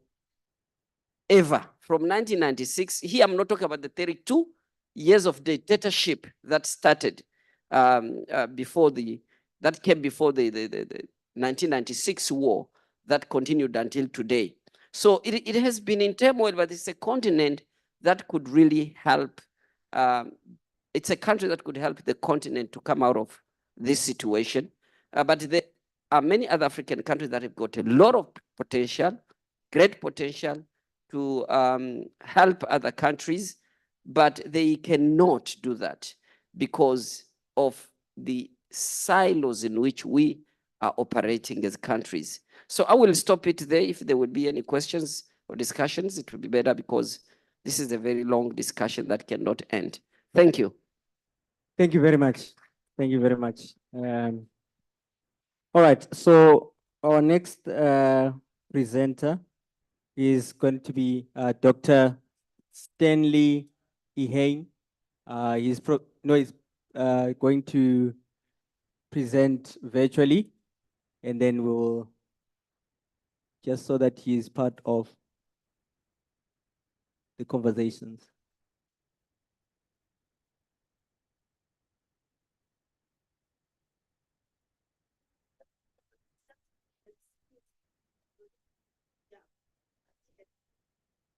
Okay, no, that's it. That's fine. That's fine. Then we'll have Mr. Kolisa Ngubelanga with his presentation. Again, molweni. Hey, bayijike igama bathi Stanley mara. Abasanga khawa basahlala pha Xolisa. I think the issue of time is a real issue. We are aware we're swimming against it. I'll set a a mission for myself to maybe come up with the shortest presentation. So my presentation is really about locating power, you know, amongst the African people. We have a tendency, I know now we are politicized and the decolonial process in itself political, right?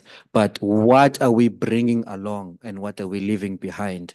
A lot of the times when we engage with this issue of Africa Day, we reference a very political stance of 1963, Addis Ababa. And it seems as if when we start there, you know, there's so much, obviously, chronologically, there's so much that we've left behind. For the purpose of time, I will talk about what I normally talk about and not go there. But my study is around clan names, or is it Duko, or is it Takazelo, you know, and how this has managed to connect us as Africans. Zisuka nje, you know, without necessarily relying on a history textbook. Sometimes I reference moments where I used to, in my past, sit with Makulu and they would say, Kaztud, you know, course. And when you speak and then the grandmother is already able to locate you across the border, you know, Mozambique. And somehow this has been lost, right? And as we advance now, what I'm finding is that as we advance with our idea of Africanization and Pan-Africanism, is that the Makulu knowledge that was always there is somehow left behind us. You know, we don't necessarily care to reference this, but however, it is constantly around us. And I sometimes reference my childhood, you know, how when we were kids, we used to participate in an activity called Gorana, where I come from. Can you give me a localized version of that? It's a Gorana. Kukorana, ne? Kukorana. Are we together, teasing each other, just young children being mischievous and teasing each other? And in my era around 1996,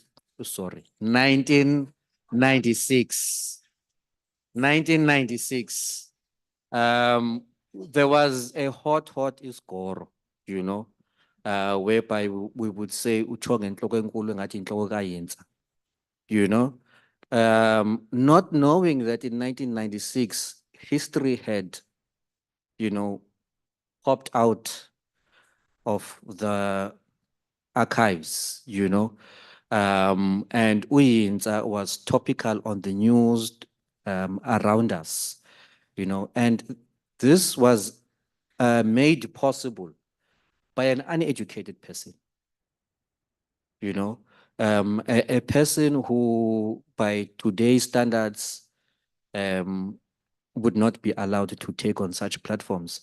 But this man was Nicholas Galega, you know, he was Ikwele or Igricha, a diviner, you know. And what happens with history is that you have these reoccurring moments in African history where it is the diviners who've always taken charge. In 1978, today a society KwaXhosa is celebrating or remembering 150 years of uMaqoma, you know. uMaqoma was already spoken about by Igqirha, you know, in 1978. This is now 2 years after the turmoil of 1976. But this is what has had resurfaced through our diviners. And then you find that in Lesotho also, you know, one of the archives that, infrastructural archives at that would have been lost, King Moshoeshoe the First's grave, was also kept in memory by these diviners. You have Inon Ngawuse's grave would have also gone forgotten. You know, today we speak about, my brother made reference to the, I don't know it's ironical to call it the African World War. But the genocide in Congo, you know, I mean, if it's world, let it be a world war, you know, we don't small big, you know. But also in Namibia, you know, you have the Namibian genocide, which is a history that would have been lost had it not been for the indigenous people who honored the graves of their ancestors. And there's this location of power and how it has kind of like passed on the baton of memory and always given us an agenda, you know, on how to reclaim and free ourselves, or rather highlighting the necessity of that. In South Africa, 1996 again, we started the TRC, you know, the Truth and Reconciliation Ceremony. You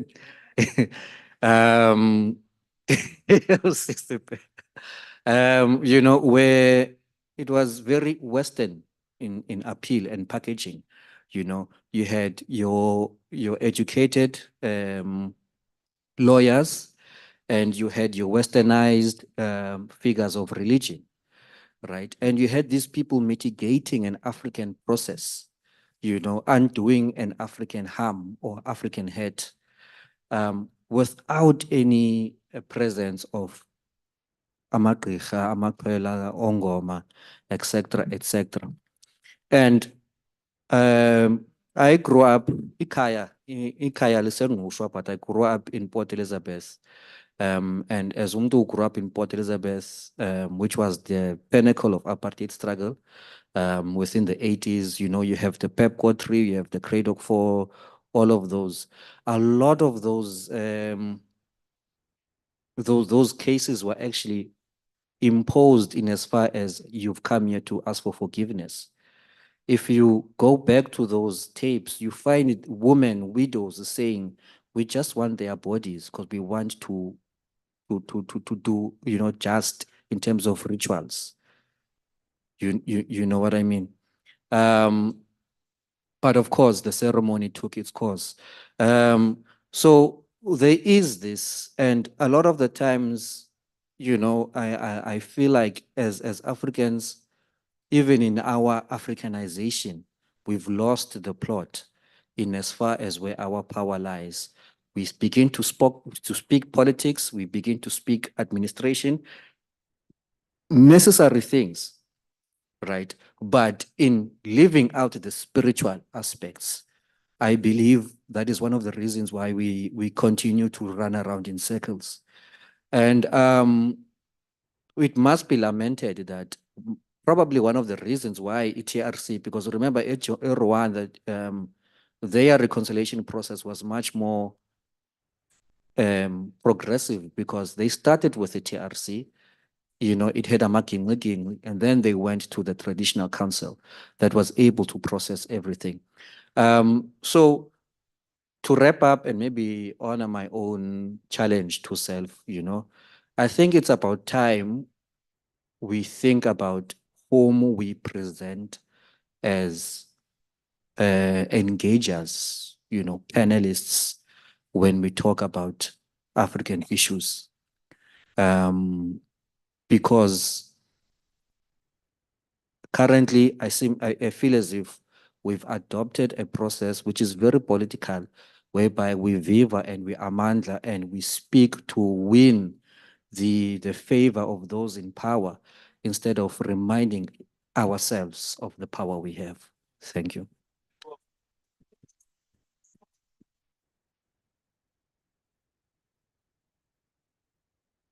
Okay, thank you very much for those thought-provoking presentations.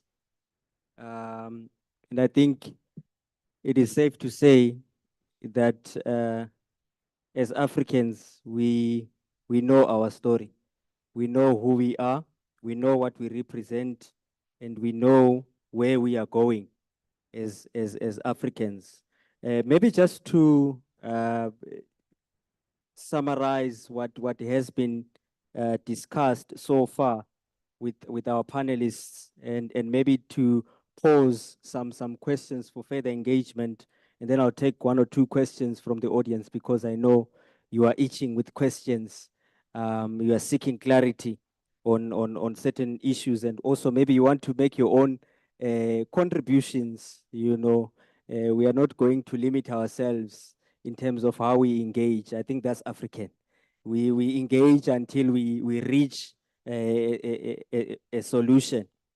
So Prof spoke about the need for us to decolonize the mind, and he talked about how we need to produce knowledge that is going to clean our minds and decolonize our minds in a way that will allow us to then see potential in ourselves and also move into the future that we are envisioning. And as the speakers have been talking about Agenda 2063, to say what kind of knowledge are we producing and what kind of audience are we targeting with our knowledge? Who is consuming this kind of knowledge that we are producing? And I think I get very excited when I come to these programs of this nature.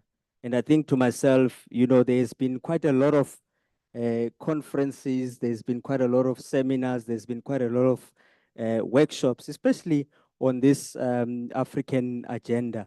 To an extent, if these seminars were indeed tools of development, I'm sure by now Africa would be the Dubai version of the world, because we speak a lot, we produce a lot of information, but who are we producing this information for, and who's consuming this information, and what kind of material are we disseminating?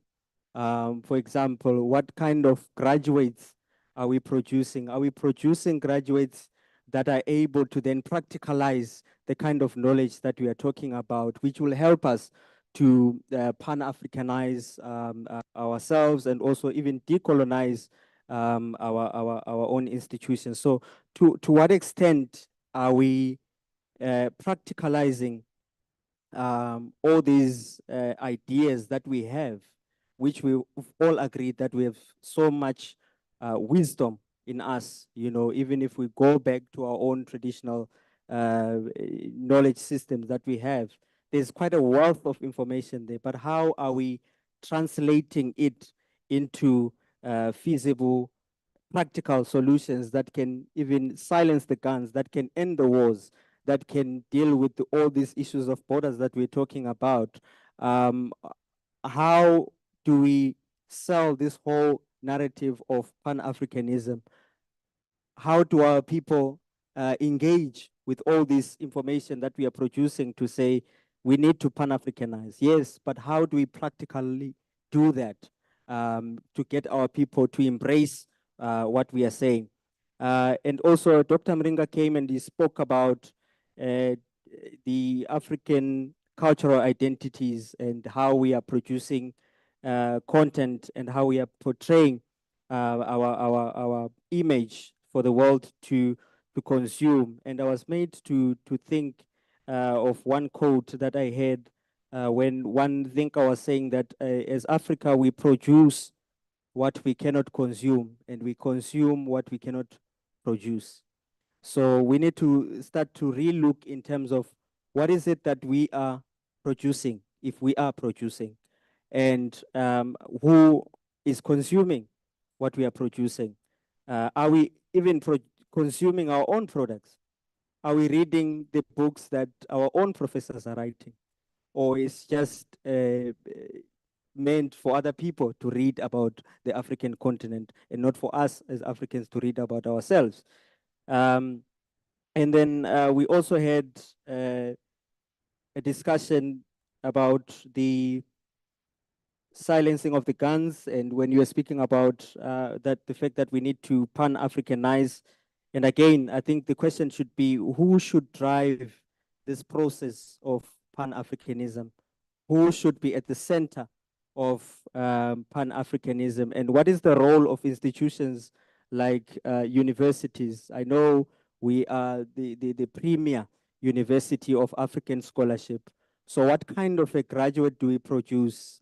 Does it speak to the material conditions of an African, or the kind and caliber of graduates that we are producing? Are they ones that are going to drive this Pan-African agenda, or we are producing graduates that the system cannot even consume, and they end up being unemployed with all the knowledge that we have produced with them going to West? And also the conversation about locating where power lies.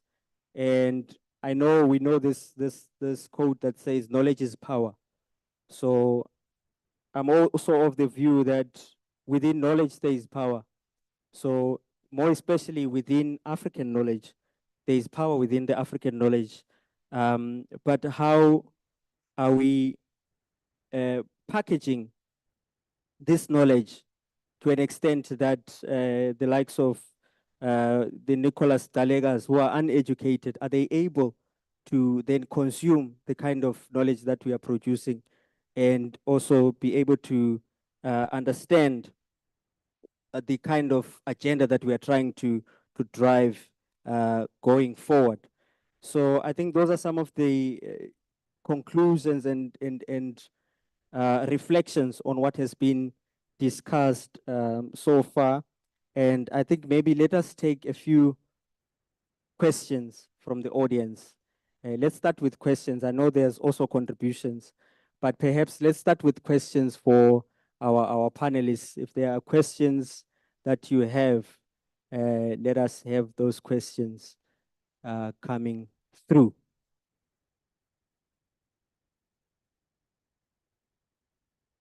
Hello. Firstly, I would like to extend, a great deal of gratitude to every speaker who was here and the organizers of the event.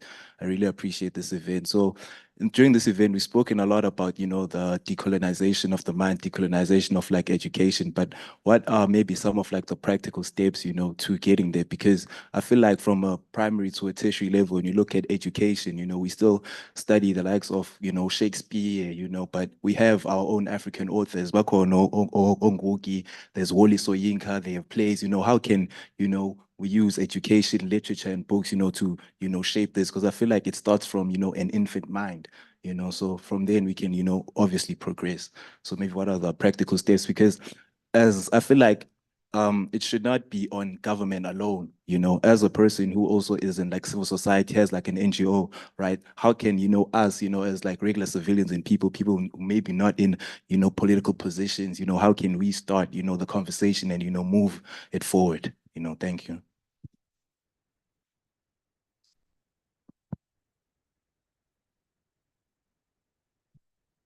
Any other question? Maybe let's take 2 or 3 questions so that we'll pose them to the panelists.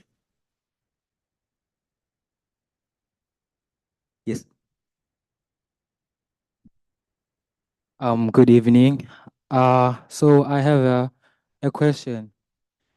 I think I should pose one because there are a few of them actually, but most prevalently. So I was hoping to just get some information or some answers about this, because it's an issue that I've been scrutinizing on my own. So the issue of culture. Culture is essential to identity, and culture is essential to actually reforming Africa. And in actual truth, our culture has assimilated so much of Western doctrines, Western philosophies, and just the Western principles of living, and they are now a huge part of our own culture, like our law, our medicine. So, to what extent must we assimilate this culture, or much rather, how can we then assimilate the Western culture without actually invading on our own, or without actually, just abandoning our own culture? Because I feel that is what is happening currently. People are assimilating the Western culture, and as a result, you can see from the way we dress, the way we talk, everything. It is difficult. It is difficult if we did not see the melanin to see that this is an African because of development, because of the changes. So I just wanted to get a practical solution for that, because it's an initiative that's very dear to me. Thank you. Interesting. Thank you. Maybe let's give our panelists an opportunity to engage those two questions on how we can practically decolonize, and what are we decolonizing into, and then also the issue of our culture and our identity. So whoever wants to go first from the panelists. Okay, the questions are almost the same: decolonizing the mind, decolonizing the culture. Now, I do not know really what the process could be. But for me, decolonizing the mind is not necessarily about what you shouldn't learn. I don't see anything wrong with learning Shakespeare, but I see something wrong with not also writing African literature and books and people learning those. So the more we know, the more powerful we become. So we need to know Western ways of knowing, and we need to know African content as well.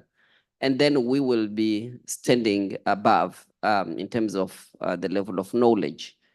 Now, this knowledge is not enough. So if I can connect this to the issue of decolonizing our cultures, people are now following the Western way of life. This is for two reasons. Reason number one, colonization, which happened and a lot was imposed. Then reason number two, it is the reality. And the reality that we are in now is informed by the economic system that we actually, philosophers say that human motivation or activity is driven by two motivations. The first one is to reduce pain. The second one is to maximize happiness. Now, in our culture, for us to say, let me focus on my culture and probably leave what is Western, I have to find economic interest in that culture. Now, the problem is that, and the mistake we tend to make is separating the economic interest from the cultural interest, because the economic interest drives everything. Now, today in this modern economy, in this cash economy, in this labor market and free market economy, we do things, and humans generally will dedicate themselves to things that will bring them something that will sustain their lives. Now, if your culture doesn't do that, people will, you can preach, you can speak, you can teach, but people will still, we're talking about decolonizing the education system. And one of the things I participated 2 years back in drafting, doing research on the language policy of the Durban University of Technology.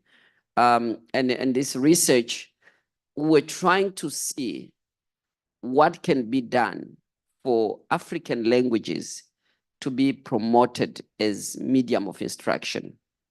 And you won't be shocked what we realized is that most students don't want to learn in African languages. Because once you've learned in isiZulu, in whatever the languages, where do you go and find a job thereafter?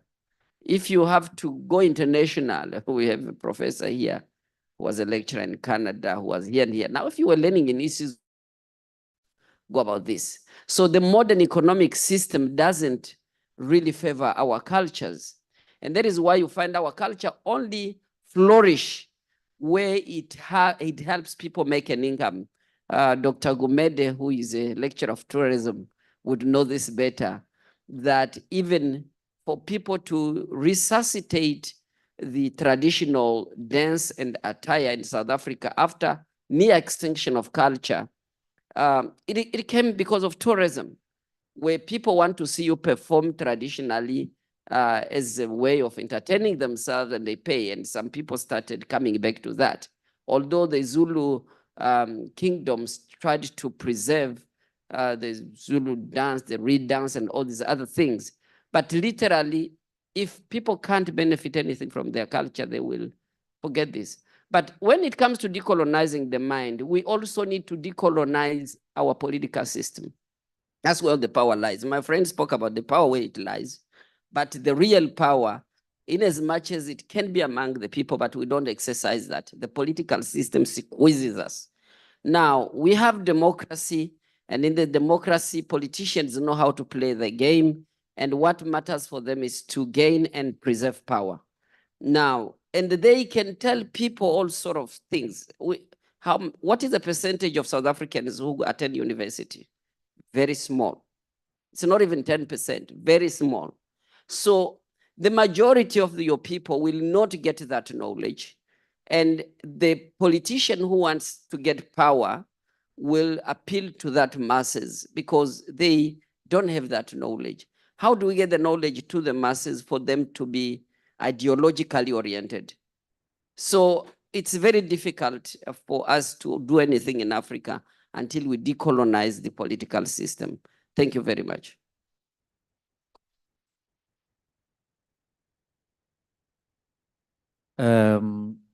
So personally, there's iqhalo in isiXhosa that umbe ngomde uyawucima umlilo.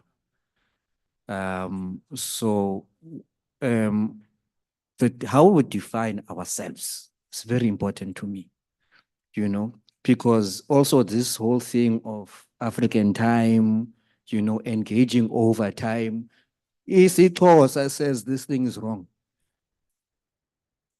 Where do we get it? You know? Because in my paper, I talk about ubukaba nobukobho and how, you know, colonially we are taught that Ikoboga is the enlightened and Ikaba is the dumb one, you know. Whereas, and now this is the colonial perspective, the colonial definition, but Ikaba says, Lamakaba kabimbola.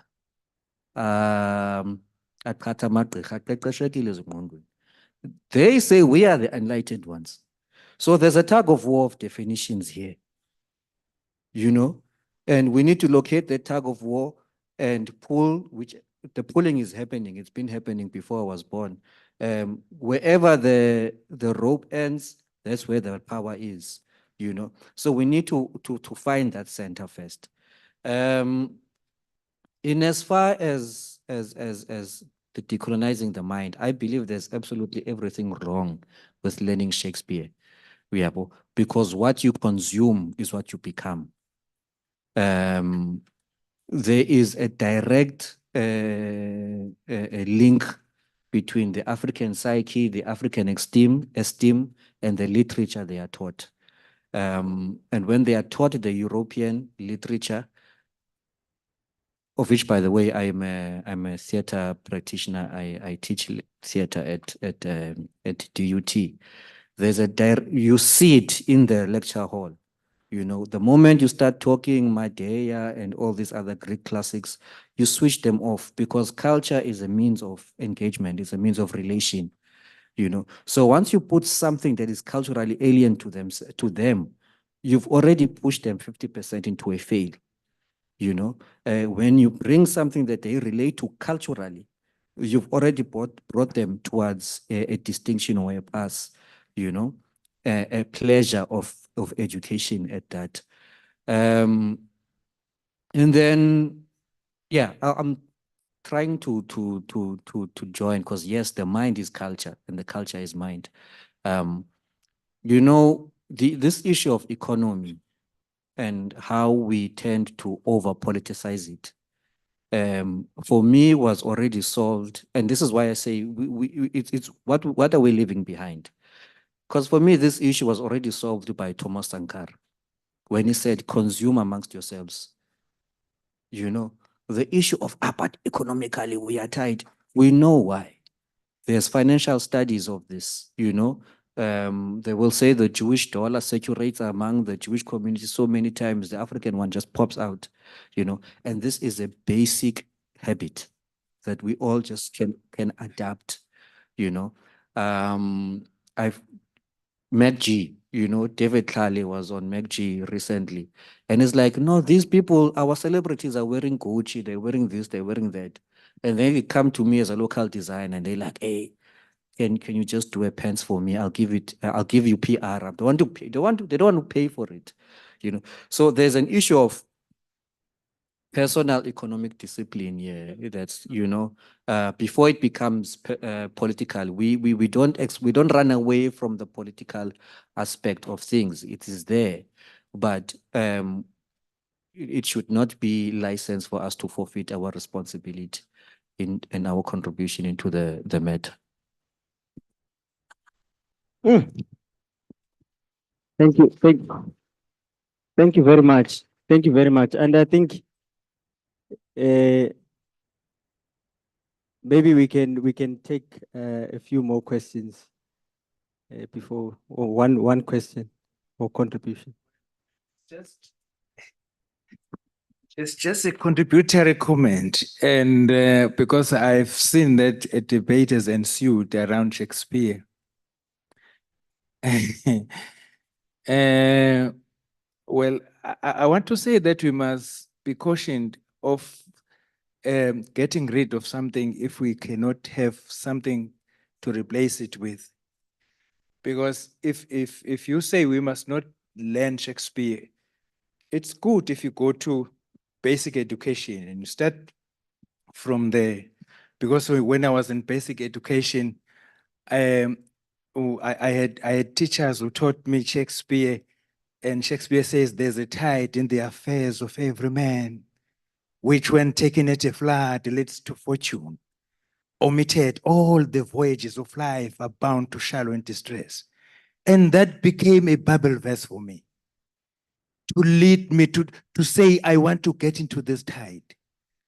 I want to get away from the voyages of life so that I get to this fortune. You see that? So, but if there's nothing else to replace it with, there was another poem written by when I think I was in grade 4. It says, "Ngisengumntwana, it says, ebuncaneni bami ngafisa ngaqeda ulwazi lwami lwaphela njengephupho ngabona abangaphambi kwami beneme ngoba benqobela ubuhle bemfundo." That is good. It's ours. And it's something that I held and cling into, and it was ours. But when I was at matric, then I didn't get another poem except for that of Shakespeare. So we can take everything if we cannot replace it. Thank you. I'm happy you also quoted something to replace Shakespeare with. Yes, I'm happy. Oh, I had something, but as I went up, I didn't have anything else.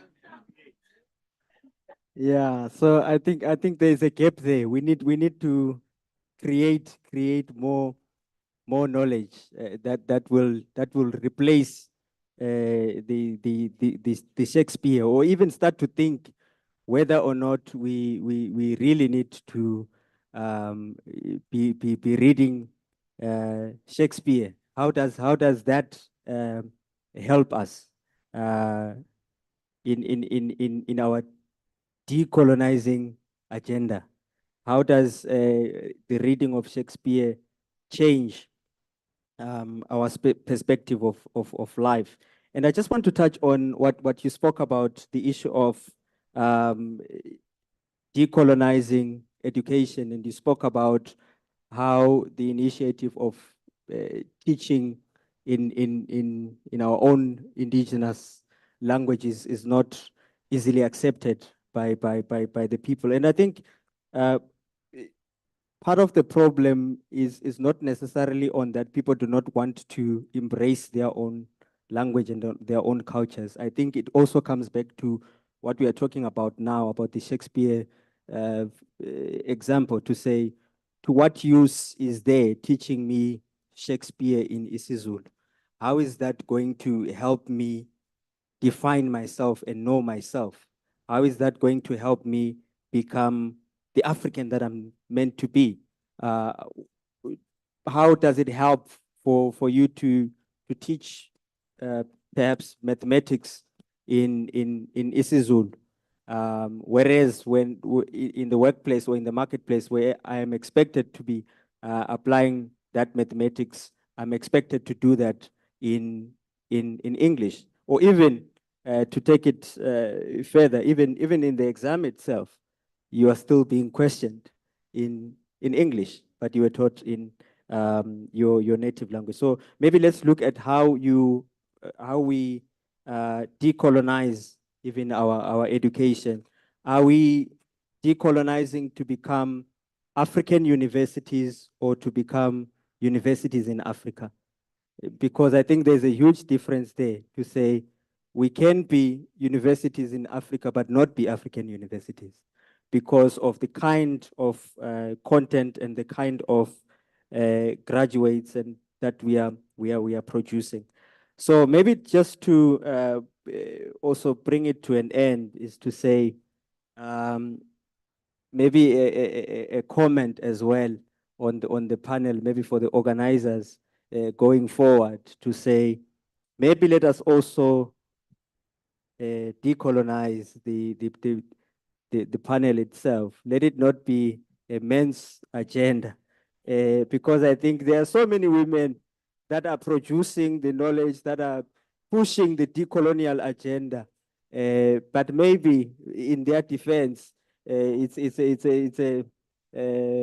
embracing our patriarchal culture and patriarchal norms to say, you know, when we are discussing these, you just be on the sidelines. But on a serious note, I think we need to look into that because there's a wealth of information and there's a wealth of wisdom that is being produced in Africa by both male and female. So maybe let's look into that going forward. But anyway, I think we have come to the end of our session. I would like to thank our panelists for your contributions.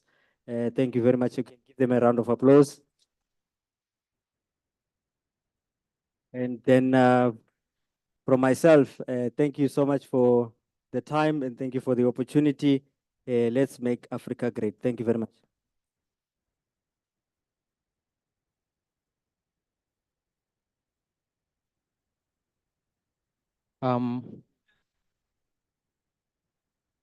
Again, I'd like to also just echo my appreciation for the knowledge that has just been bestowed upon us. This was a very insightful conversation. We are now drawing towards the end of our program. We will have one last performance and then we will get to closing. So it is with great pleasure that I bring to you the Ubuntu collectives. Can you please give them a round of applause as they come up to the stage?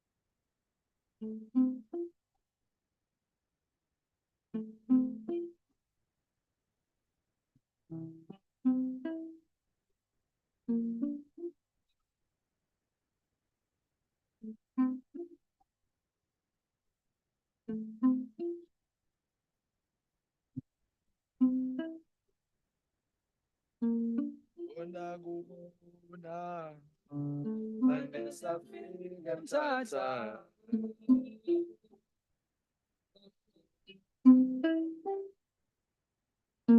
Bona kubona andisafika mthatha.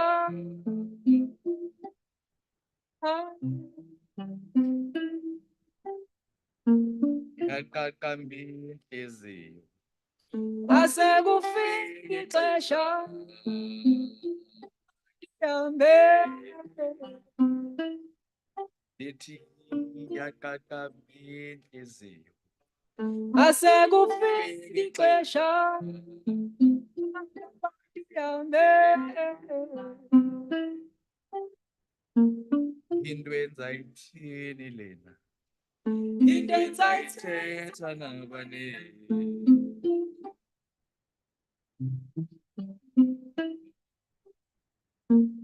Into enzayithini lena? Into enzayithetha nabani?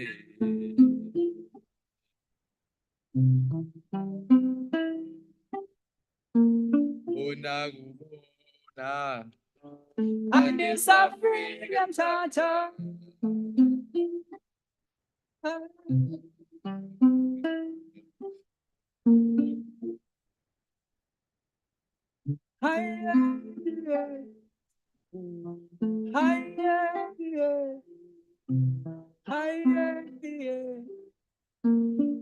Ubungithanda nami ngikuthanda sasithanda.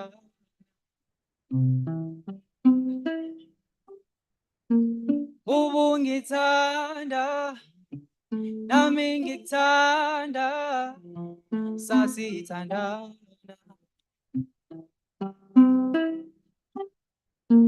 Kodwa manjena wena usafuna ukulalela, awusafuni ukumamela.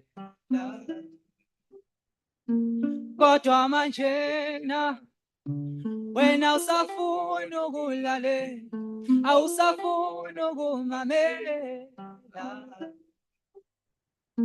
Ubungithanda nami ngikuthanda sasithandana.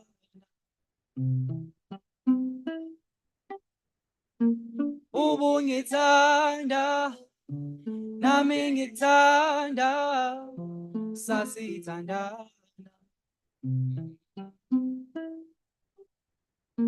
Kodwa manjena wena usafuna ukulalela, awusafuni ukumamela. Kodwa manjena wena usafuna ukulalela, awusafuni ukumamela.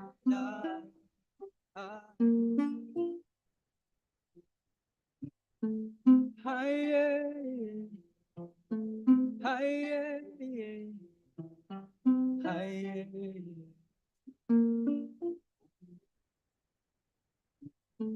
Haye, haye, haye.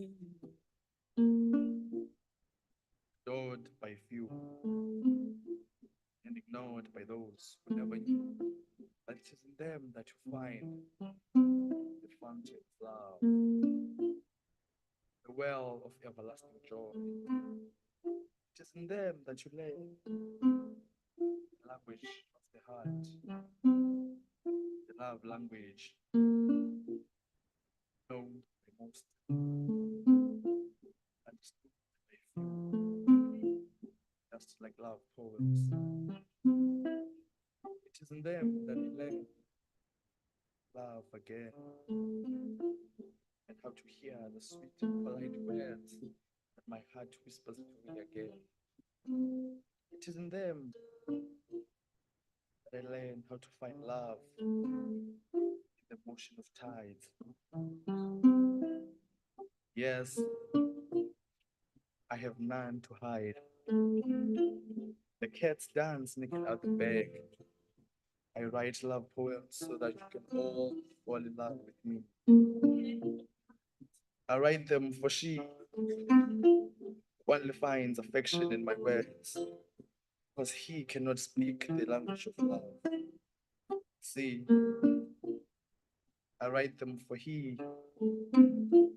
One stumbles upon intimacy in poems, because she struggles to find the pathway back to her heart.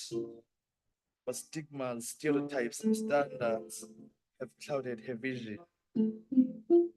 Listen, I write them to remind myself that pay attention not only to mind, for the heart understands the language of love better. I write them to remind myself that love is not too far at all. It is just right within us all. Love is not too far at all. It's deep within us. Ubundithanda, nami ngikuthanda sasithanda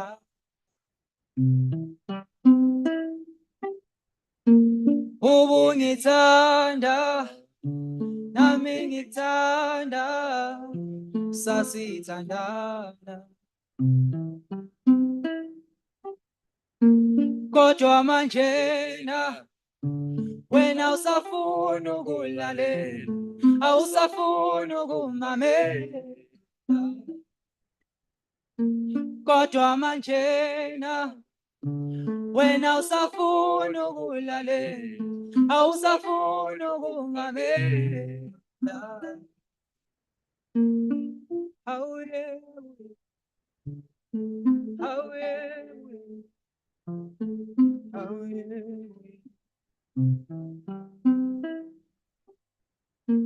ubunithanda nami ngithanda sasithandana ubungithanda nami ngithanda sasithandana kodwa manjena wena usafuna ukulalela awusafuna ukumamela kodwa manjena wena usafuna ukulalela awusafuna ukumamela ubungithanda nami ngithanda sasithandana kodwa manjena wena usafuna ukulalela awusafuna ukumamela kodwa manjena wena usafuna ukulalela awusafuna ukumamela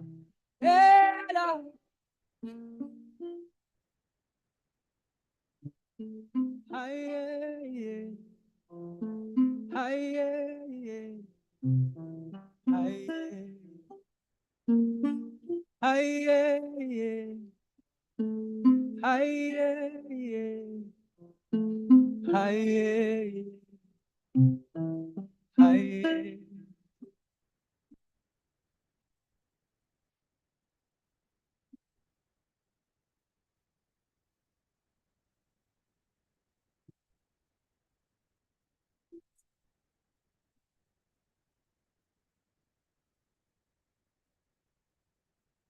Thank you very much, gentlemen, for that wonderful performance. You know, I'm akin to these gentlemen, but sometimes they just surprise me.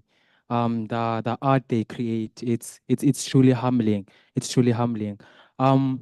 We've now come to the end of the program, and I'd like to give our Dr. Gumede a chance to just wrap things up and do the closing for us. Can you give her a huge round of applause as she approaches the stage?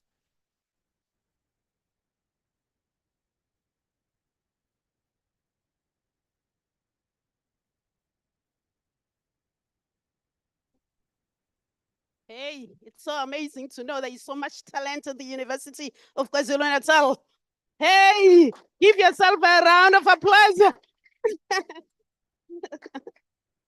Yeah, I would be doing myself and you injustice if I was not going to come and stand here and extend my word of appreciation to each one of you, including those who are no longer here, for the day well spent at the Unite Conference Center while celebrating Africa Unite, embracing our African heritage, embracing ourselves, and saying, we are here, we are Africans, and we love each other, and we are happy to be here. Okay, I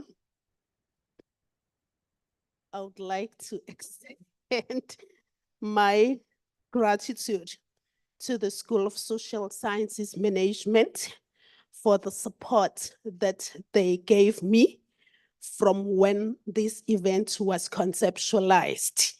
I know you are busy asking yourself, who is this?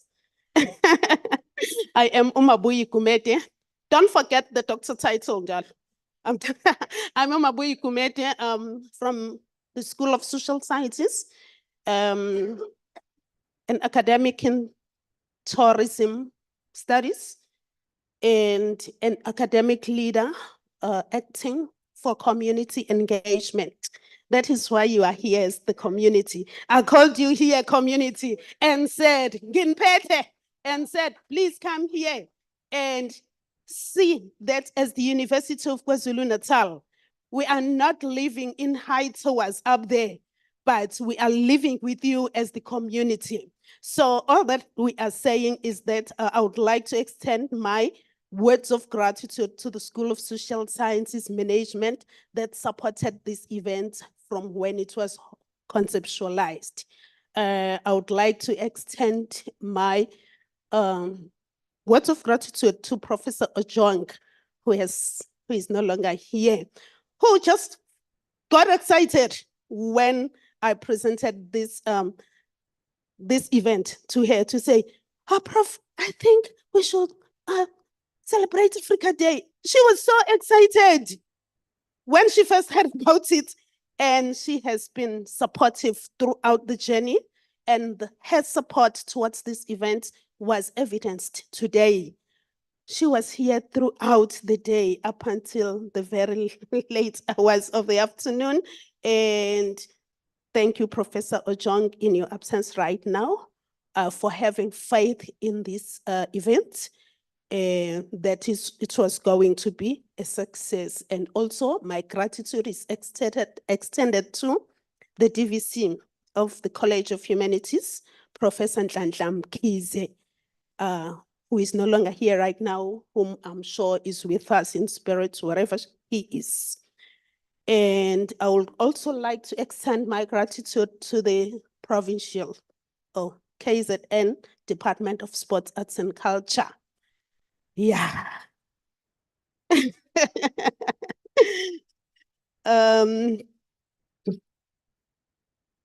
JD is going to understand when I say, yeah. I'm not going to say anything more, but yeah. Thank you to the Provincial Department of Sports, Arts and Culture for making this day a success that it was. And they are the ones who ensured that we had high profile people here, people in government, like the ambassador of India, of South Africa in India, like the MEC of what, and yeah, they are the ones.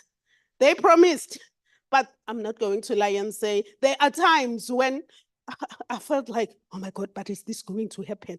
The ambassador of Mtonton attending my event. Oh, okay, yes, and thank you to them in their absence, and they also gave us beautiful lunch out there. The lunch that we're enjoying there, the variety of cuisines, yes, was organized by them, and thank you. And to the performers, ever since the advert went out, it was last week, Thursday, I was approached by many people saying that, many students saying that, would like to do this, would like to do that. This is really humbling, guys. Yeah, and I've seen so much talent here that when I woke up this morning, I never anticipated that it will be this big. It will fine. It looks like now I'm talking to the chairs, but no, I cannot consider you chairs. You are still here. Yes, you are still here. So yes, I spent sleepless nights and yeah, thinking, is it going to be a success? Is it going to happen though? Thank you to the performers with their performances. And also I would like to thank the NPO that is here, known as ASIA, led by their executive director, Jean Daniel Kabadi. Oh, I always get this name wrong. Please tell us your name. Honorable, say your name. Okay, no, thank you very much. Jean Daniel Kabadi was always with me. We're strategizing together. I promise you, we spent sleepless nights. No, we're not together. Wherever he was and wherever I was. but we're like getting a little bit frustrated. How is this thing going to turn out to? Yes, we spent sleepless nights, but yeah. But we are here today, Chintinyel Kabadi and your team. I see Dr. Gilbert here. Babis. I see Babis there. Yes, we have been working together, and I thank you guys. I will not have done it alone. Yes. And I would also like to thank the panel that led the research-led presentations on Agenda 2063. Yeah, they are no longer here. There was Professor Halima, was also supposed to be joined by Dr. Iyane, all the way from the University of Botswana visually. Dr. Moringa, thank you. Timothy. Hi, Timothy. Thank you, Timothy. Thank you, Dr. Langubelanga. Thank you. Yes, it was so exciting throughout the day with all the activities but we also needed what you gave us. We also needed that because yes, we can have fun, but at the same time, we are still intellectuals. We are still, some of us students at the university, academics, and whoever that we are, even if we are artists, but we are still intellectuals. Thank you for that intellectual part of this. Again, thank you. I would like to thank my colleagues from the School of Social Sciences. And also I would like to thank colleagues from other schools in the College of Humanities. I would also like to thank colleagues from other colleges at the University of KwaZulu-Natal. Yes, we are holding this hosting this event at Howard College, but there were also colleagues here from other campuses. So I would like to thank them in absentia, but they were here before. Okay. And may I also thank you guests, honorable guests, who took time out of your busy schedules and graced this event. And without you, it will not have been the success that it has become. Then I would like to thank the media team. I hear that we're being streamlined. People were not here could see us. Yes, I've been getting pictures from whoever saying, "Oh, I see you there." Thank you to the media team. Thank you, ICS. Thank you. And I would also like to thank our students. When we give you things to do, students, it's like we are trying to empower you. We're trying to mentor you. We are trying to tell you that life is not only about getting that degree. There is also community. It's not only about getting that degree. Go out there and serve communities. We are creating in you responsible, informed citizens who are going to be part of the solutions to the challenges that we have in our country.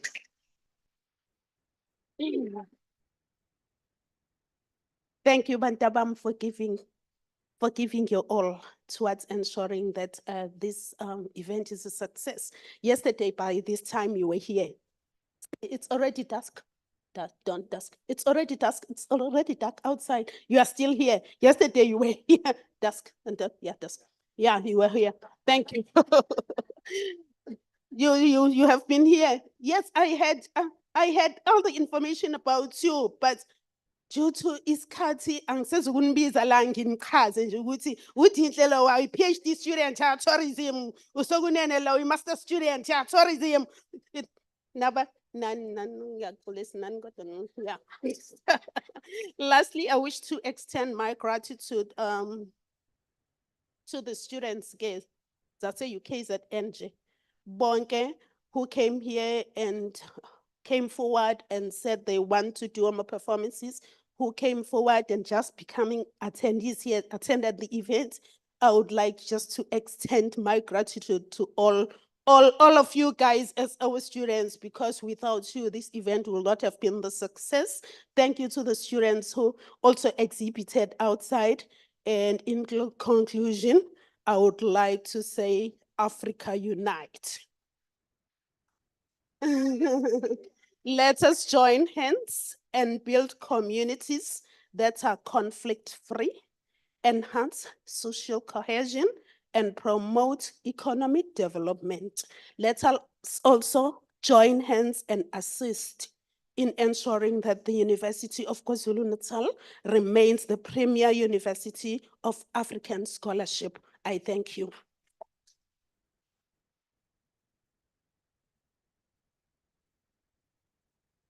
Let us give Dr. Gumete another very big round of applause.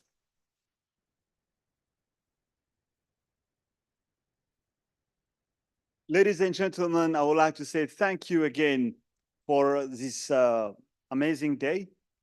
It wouldn't have been possible without you. Our students and Dr. Gumete herself, she has worked really, really hard to ensure that this event becomes a success. Now that we are coming to an end, I would like also to thank our youth ambassador that has come all the way from Namibia. Thank you. Yeah. And what you said here was very, very meaningful. You really inspired all of us. ASEA, the African Call for Cooperation and Integral Advancement, is here to partner with you, is your organization. We need your support, we need your involvement to ensure that we continue to celebrate our humanity, to build cooperation amongst us in different countries, different universities, different departments, so that Africa will move forward. That's why we say, unite, let's cooperate, and let's develop our continent. We need this kind of conversations. We need all those hard questions that we're asking ourselves, that our academics who are here in the panels and in the speeches we had in the morning were reflecting upon. That's what we are all about. And we are really hoping that this partnership will go forward. We are inviting you guys to join us to make ASEA great. Thank you very much, and may God bless you.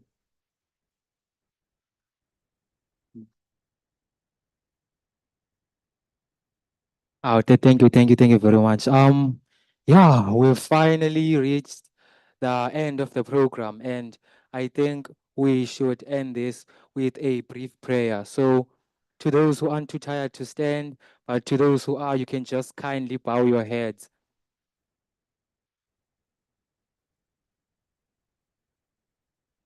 Kuwe Mvilingangi, kuwe Kamata, to the God of the ancestors, to the God of the ancient, we thank you. We thank you for making this possible. We thank the air, we thank the waters, we thank nature, and we hope for prosperity and growth for our Africa. Siyabulela.